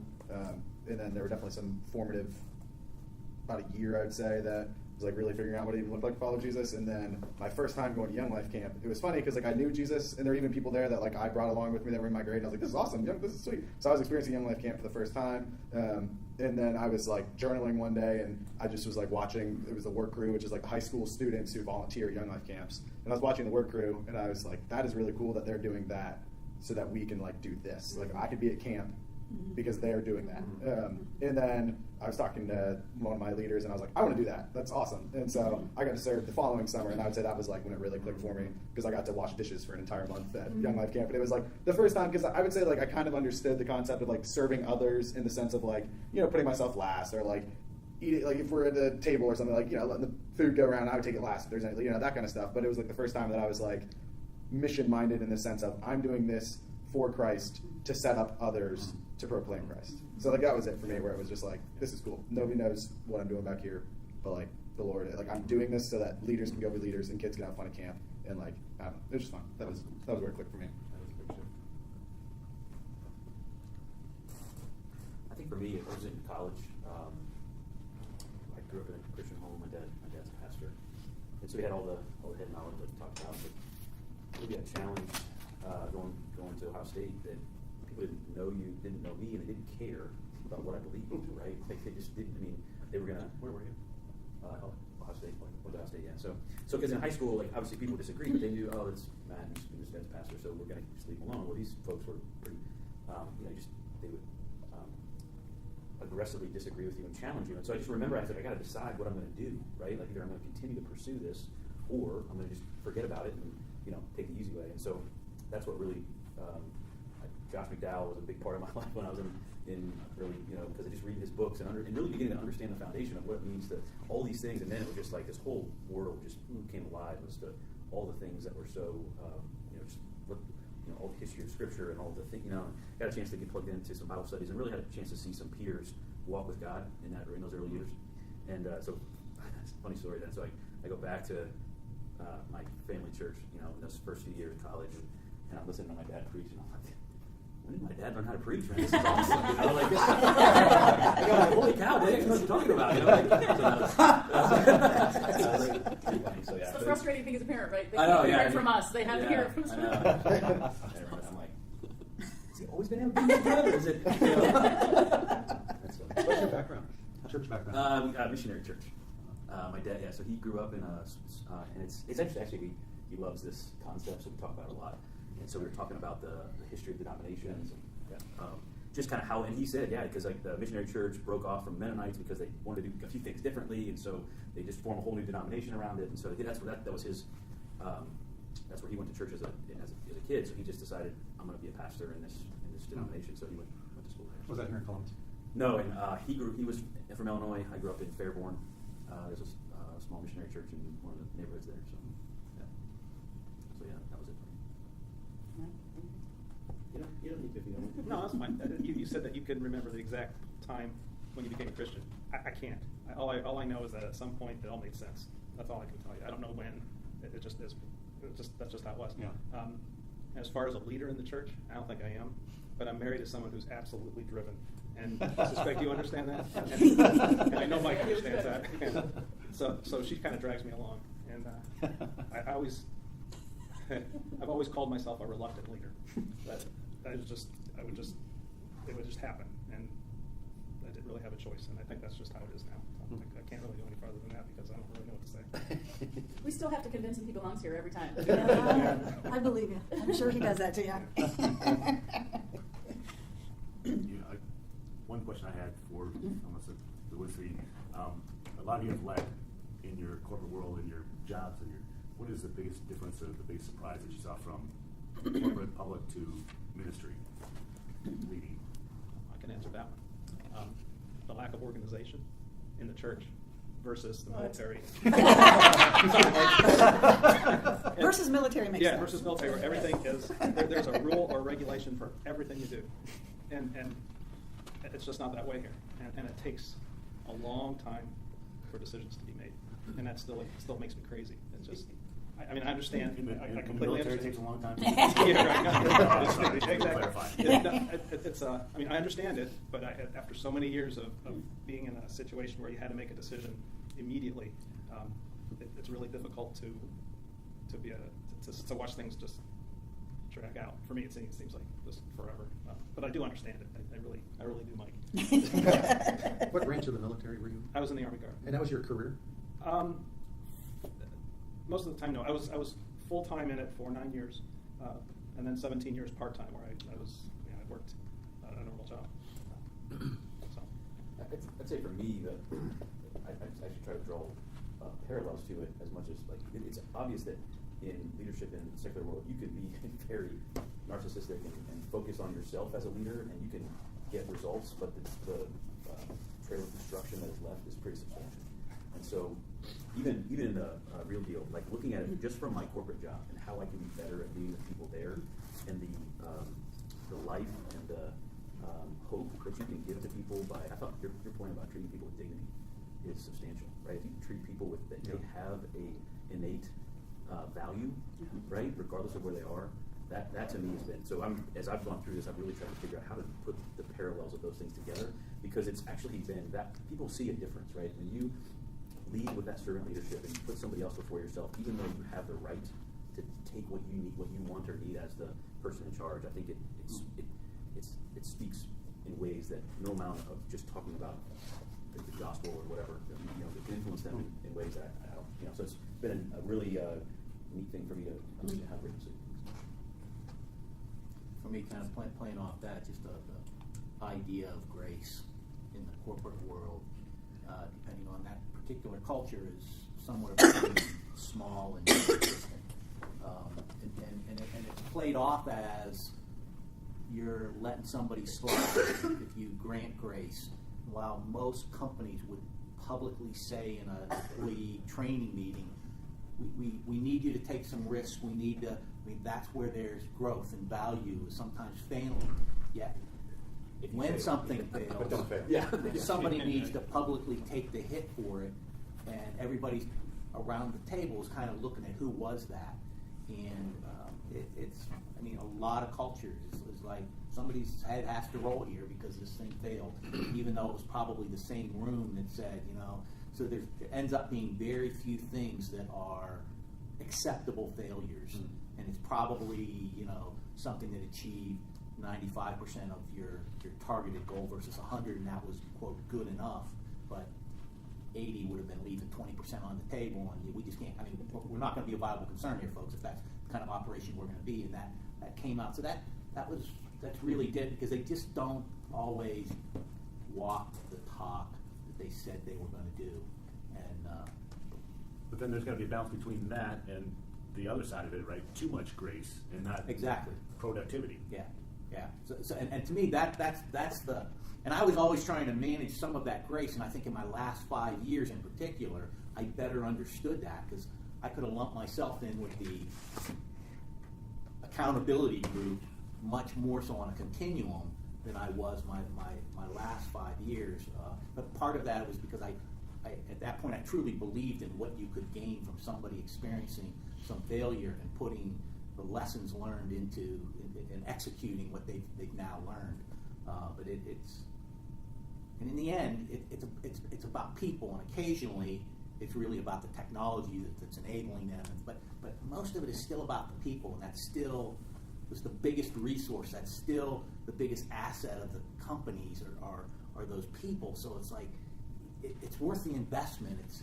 But it was always easier said than done, because there was still these accountabilities, and where I worked there wasn't stockholders, but there were retirees showing up in mass to public forums that we would have, or at our board meetings.